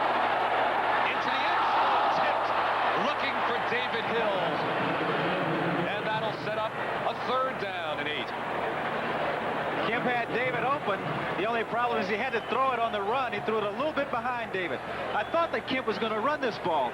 He has a lot of room out in front of him, but number 81, David Hill, is open, and he throws it a little behind David. He has a turn there, just a little behind. Yep. There's Bostic coming in late. If David were about 20 pounds lighter, he would have come up with that one. So the congressman's son, who's thrown 10 for 19 for 151 yards. No interceptions, though. Doesn't throw many. Has just 7 in the 11 games he's played. This is 3rd and 8 at the 14. Blitz. All-out blitz. And has to head out of bounds for a loss. And that'll set up 4th down. Brian Soche, I think it was Soche, was the man who chased him out.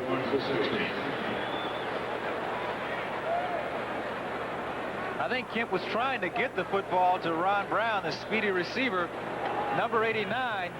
But Ron Brown gets in the end zone and slips down. Kemp is rolling around to the outside. And when you get him down, hold him down. Don't let him get up. Ball on top of him. So Mike Lansford will get it teed up for him by Steve Dills.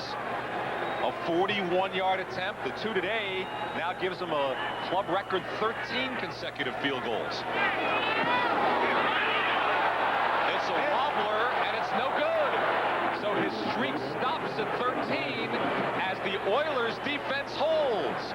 And with 13 minutes and 7 seconds remaining in regulation, Houston gets it back, trailing by 4 as the barefooted Lansford hooked it to the left.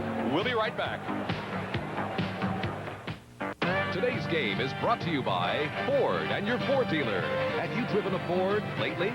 By Prudential Bank Securities, where account executives provide total financial planning. And by Radio Shack, your Christmas electronics store. Well, there's a lot to dance about with Eric Dickerson. Needs 52 yards for the record. But more importantly, Houston's ball, trailing by 4. And you know that story with all those road losses, how they had lost 23 in a row before finally winning in Kansas City. 1 road win in the last 3 years. And here on the road, they haven't led today, but here they have a chance to take the lead. 1st down to their 24.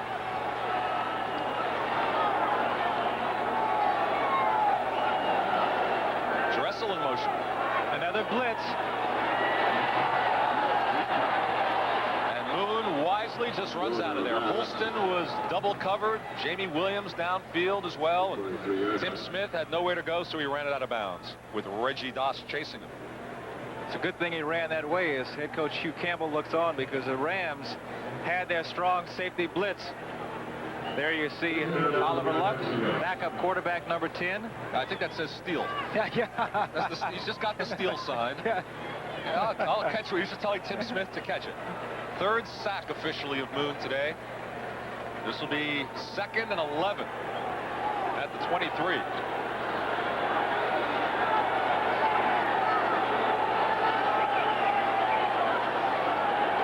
Dressel with the U-turn.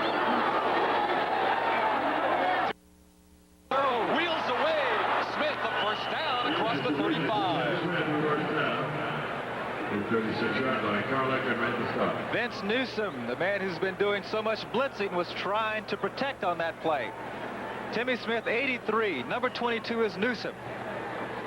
Watch. Wheels around. Misses the tackle. And you see Smith wisely puts both hands over the ball to make sure that he holds on to it. Don't turn it over. Even 60 catches on the year for Tim Smith. 1st down at their 36 now for Houston. There's motion and movement, and let's see, Meisner is saying it's Romano, and we'll check it out. Vince Ferragamo's hand. That's whose hand that is. Encroachment, 1st down. Encroachment penalty on a defense, but Ferragamo's hand, a knuckle injury from preseason and a broken finger, and that's why Kemp has been the quarterback the last 11 games. They're 8-3 with Jeff Kemp. But the question long range in Anaheim and Los Angeles is what happens when Ferragamo is healthy? Who is number 1? That will be the next quarterback controversy down the road. I I think Johnny Robinson, you know, he's not worried about a quarterback controversy. And with Eric Dickerson, you don't care about a quarterback controversy. It's oh, another good run, close to a first down. Late flag. What a game he's having. Well, you're right. A flag is down, Gene. A holding call going against the Oilers. Perhaps Mike Munchak. Offense. Number 55. Nope. 10 yards. Still be first down. Jim Romano, the former Raider. Greg Meisner, number 69, is the man that Romano is blocking on. Right in the center of your screen. There you see 69. Well, I think he has a hold of his jersey with his right hand. See if he gets a good takedown in wrestling. Just for good measure, put his hand in his face mask. This pushes it back to the 31 now. Still first down. Now it's a 1st and 15.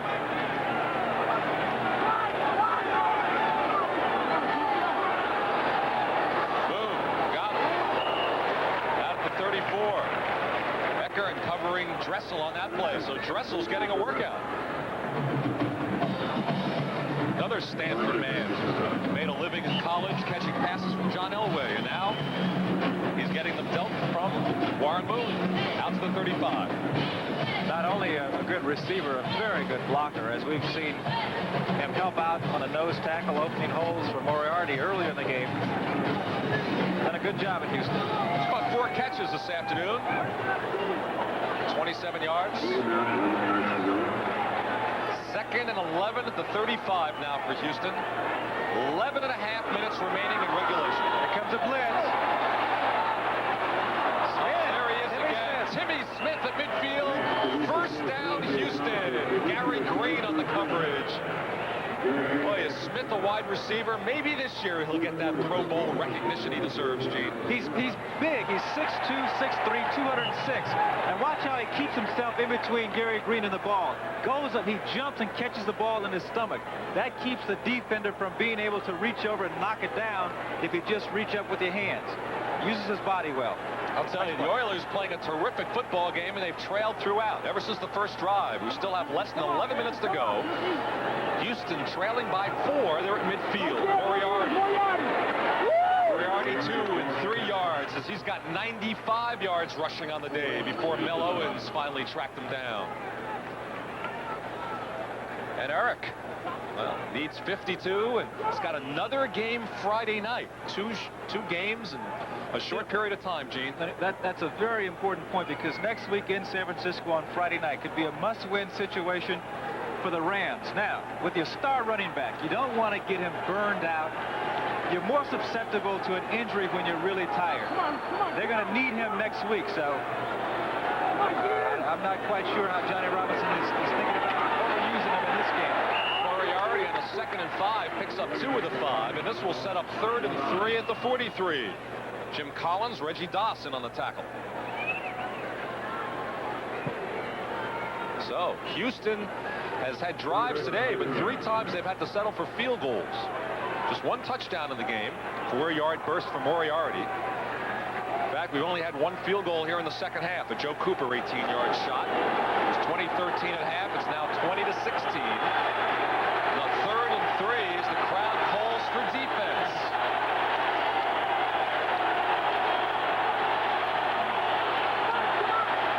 Edwards fell down and dropped it.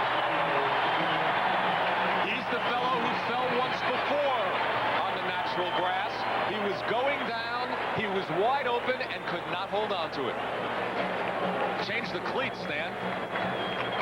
As you mentioned, Lenny, wide open. Warren Moon was trying to guide this pass a little bit. It was a little behind him. But again, I have to get back to the fact the difference between grass and the AstroTurf. They're so accustomed to playing on that AstroTurf, you can do things on the turf that you can't do on grass. And I think that might have been the reason why when he turned and sort of got himself in an ordinary, customary position, he fell down here on this turf, where in the Astrodome he wouldn't have. James looking for the corner. Irvin lets it bounce. Can they catch up with it? Goes out of bounds. Good kick. Out of bounds at the 6. So with 9 minutes and 14 seconds remaining fourth quarter. Eric Dickerson goes back to work. The Rams lead by 4.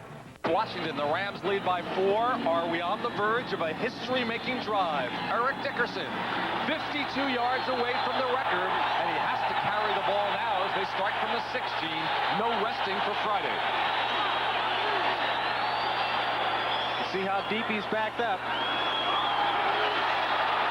Dickerson! Oh, Dickerson! All the way out to the 39!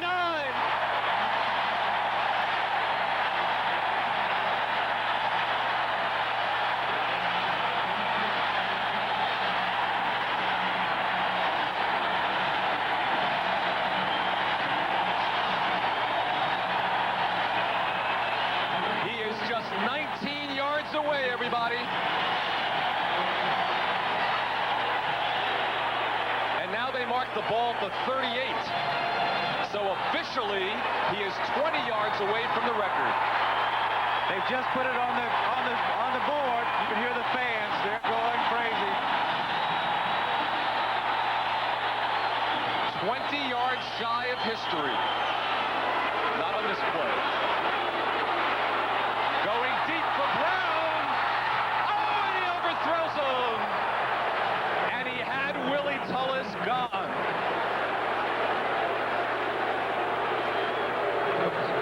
Gives you an idea of how strong Kemp's arm is. Yes, sir. Because Willie Tullis, I don't think he thought that Kemp could throw the ball that far. And I don't think Ron Brown thought he could throw it that far because they both slowed down. Brown tried to catch up to it. From the 30-yard line, you see he gave it that javelin heave. Look how far this ball travels. Oh! Wow. To the 4-yard line. That's some throw. Dickerson had a great block on that last play. The crowd on its feet, Gene. The crowd yelling for Dickerson.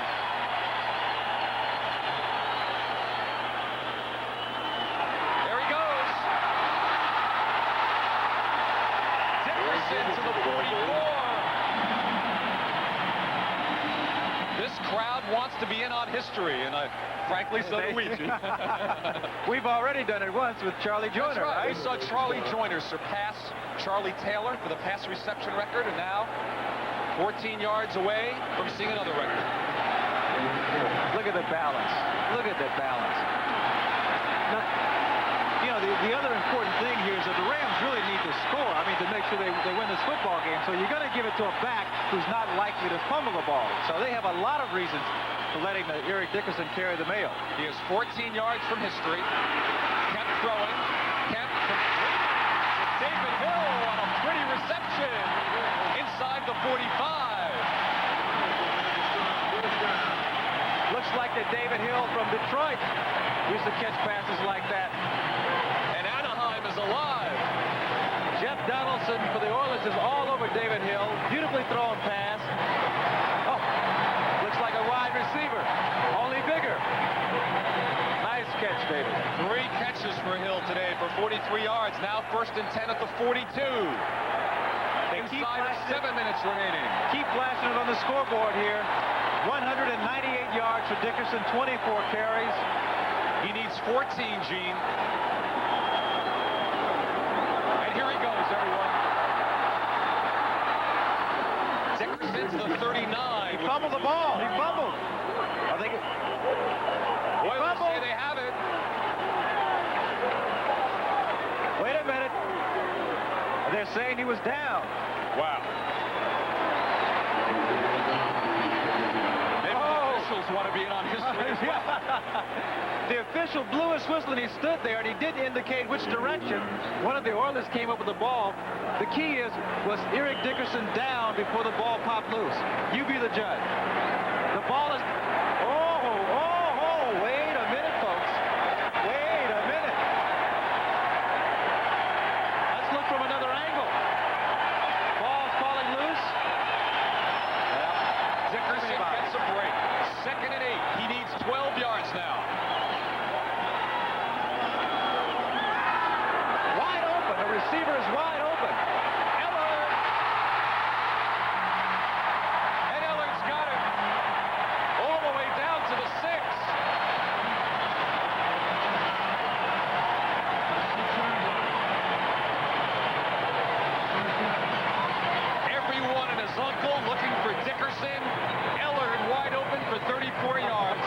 channel on the top of your screen. Henry Eller now to the left side, just wide open. No one near him. The closest person, Keith Bostic, number 25. Check out number 29, Eric Dickerson. Check out the reaction here to the reception by Eller. Team player. Says, hey, somebody else can do this too. So now it's 1st and goal at the 6.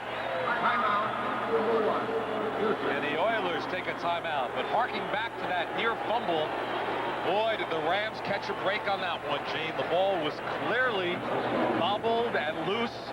And Houston felt they had a turnover, but no, sir. The Rams keep it, and they're on their way at the 6. We'll be right back, everybody. The lead at 20-16. They've got the ball at the 6. Dickerson needs 12 yards for the record, so they either have to run it backwards or have a penalty for Dickerson to do it on this drive.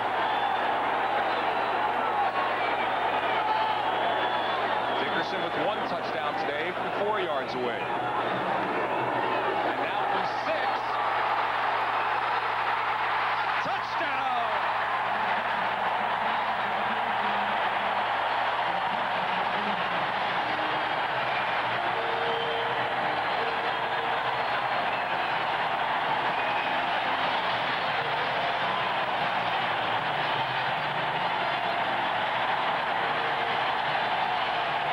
And applause from the coach as well.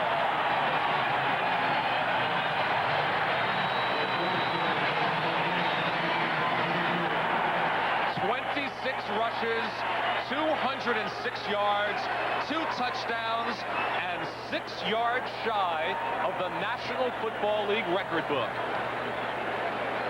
Now I know why O.J. said maybe he's the best he's ever seen. He broke 3 tackles, I think, in that 6-yard touchdown run. Lansford adds the point. It's now 27-16 Rams as Eric Dickerson rushes into the end zone. A beautiful run. Count the broken tackles. 1, 2. Well, he runs away from that one. On the verge of seeing history with 5:49 remaining in the 4th quarter. He's just 6 yards away now. All right, Houston ball first. They trail by 11. Herky Walls out to the 30. And that's where the Oilers will start, trailing it 27-16. And the crowd yelling for defense so the Rams can get the ball back quickly and get the record. Well, I don't think the Oilers can afford to play the same style of football they've played up to this point. They have to score quickly. They can't afford to run the ball an awful lot and let the clock tick away. They have to get into the end zone with the pass and hope to get the ball back again and score to go ahead. All right, 1st down at the 29.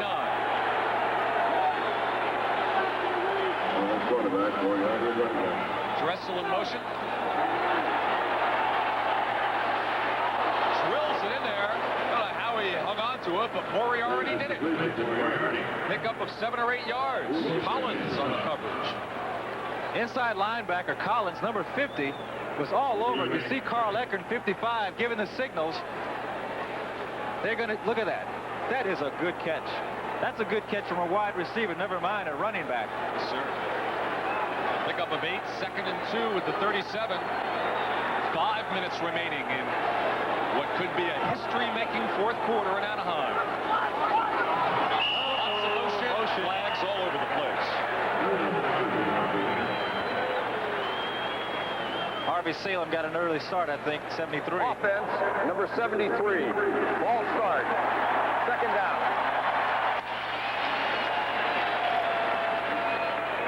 Well, he lost his first 10. He's 1-3 out of 4. Comes back to where he coached in another league in Los Angeles. He sees a good effort, but he also sees an Eric Dickerson onslaught. Long day for Hugh Campbell so far. This pushes it back to 2nd and 7. Back to the 32.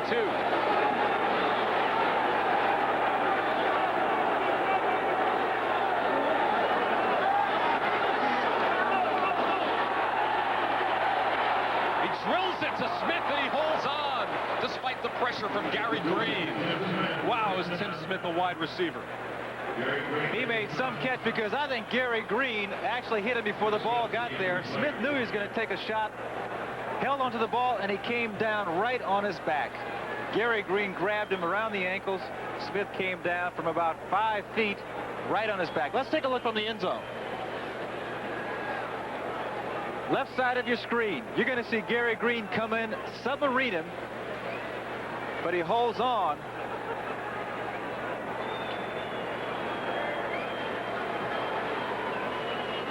Oh, that's smart. Right on the shoulder. And he is still down and being attended to. Tim Smith has made 6 grabs today for 69 yards. He's taken some hits.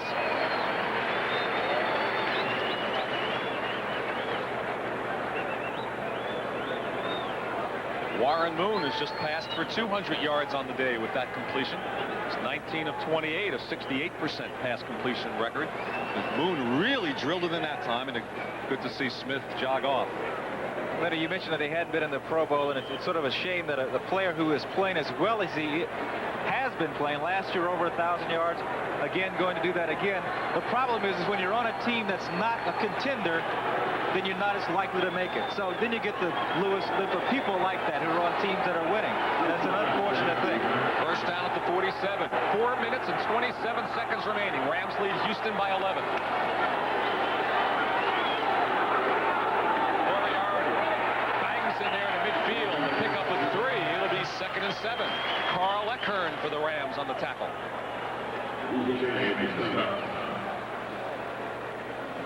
Dallas by 5 over Washington, 4th quarter.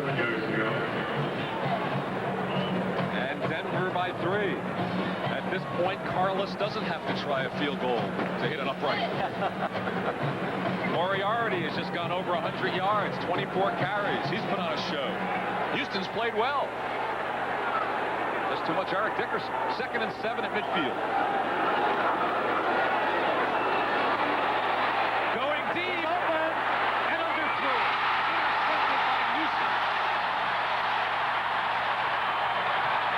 Up to the 35.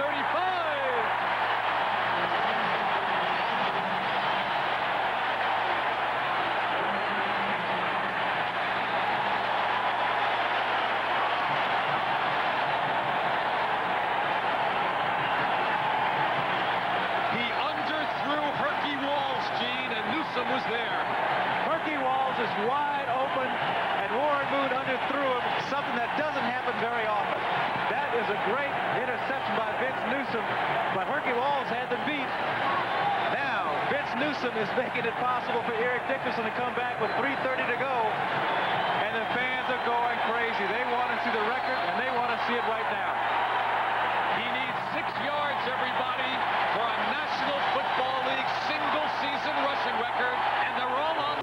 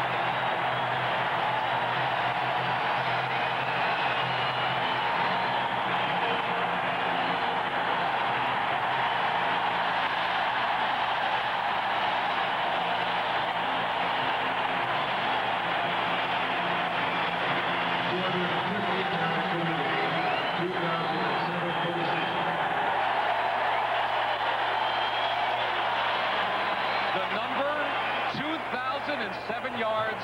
Nobody has ever done it better. Crutchfield to the 45. Mama Dickerson watching back in the Houston suburb of Sealy, Texas, watching her boy Eric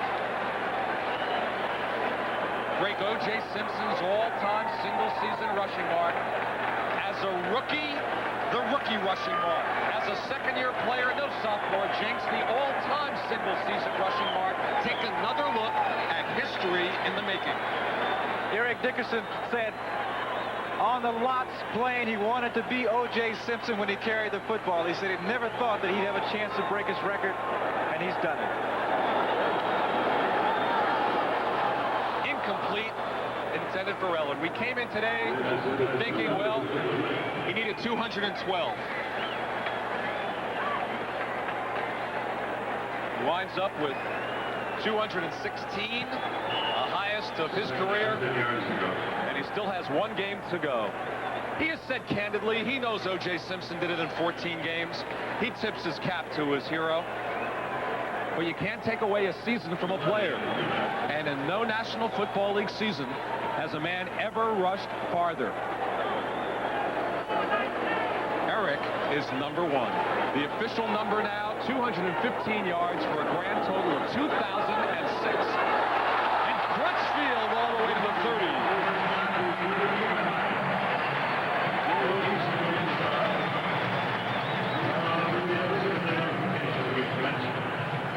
Well, the 2-minute warning has come, and it gives us all a chance to grab our collective breath. Watch a history-making run. Eric Dickerson.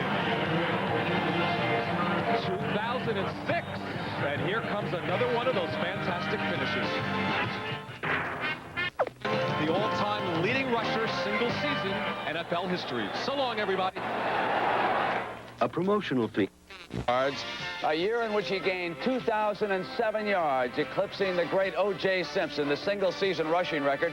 More importantly, Pat, of course, the Rams win it. Now they're 10-5. They're closing in on a wild card spot. And, Pat, I don't think John Madden has seen too many backs any...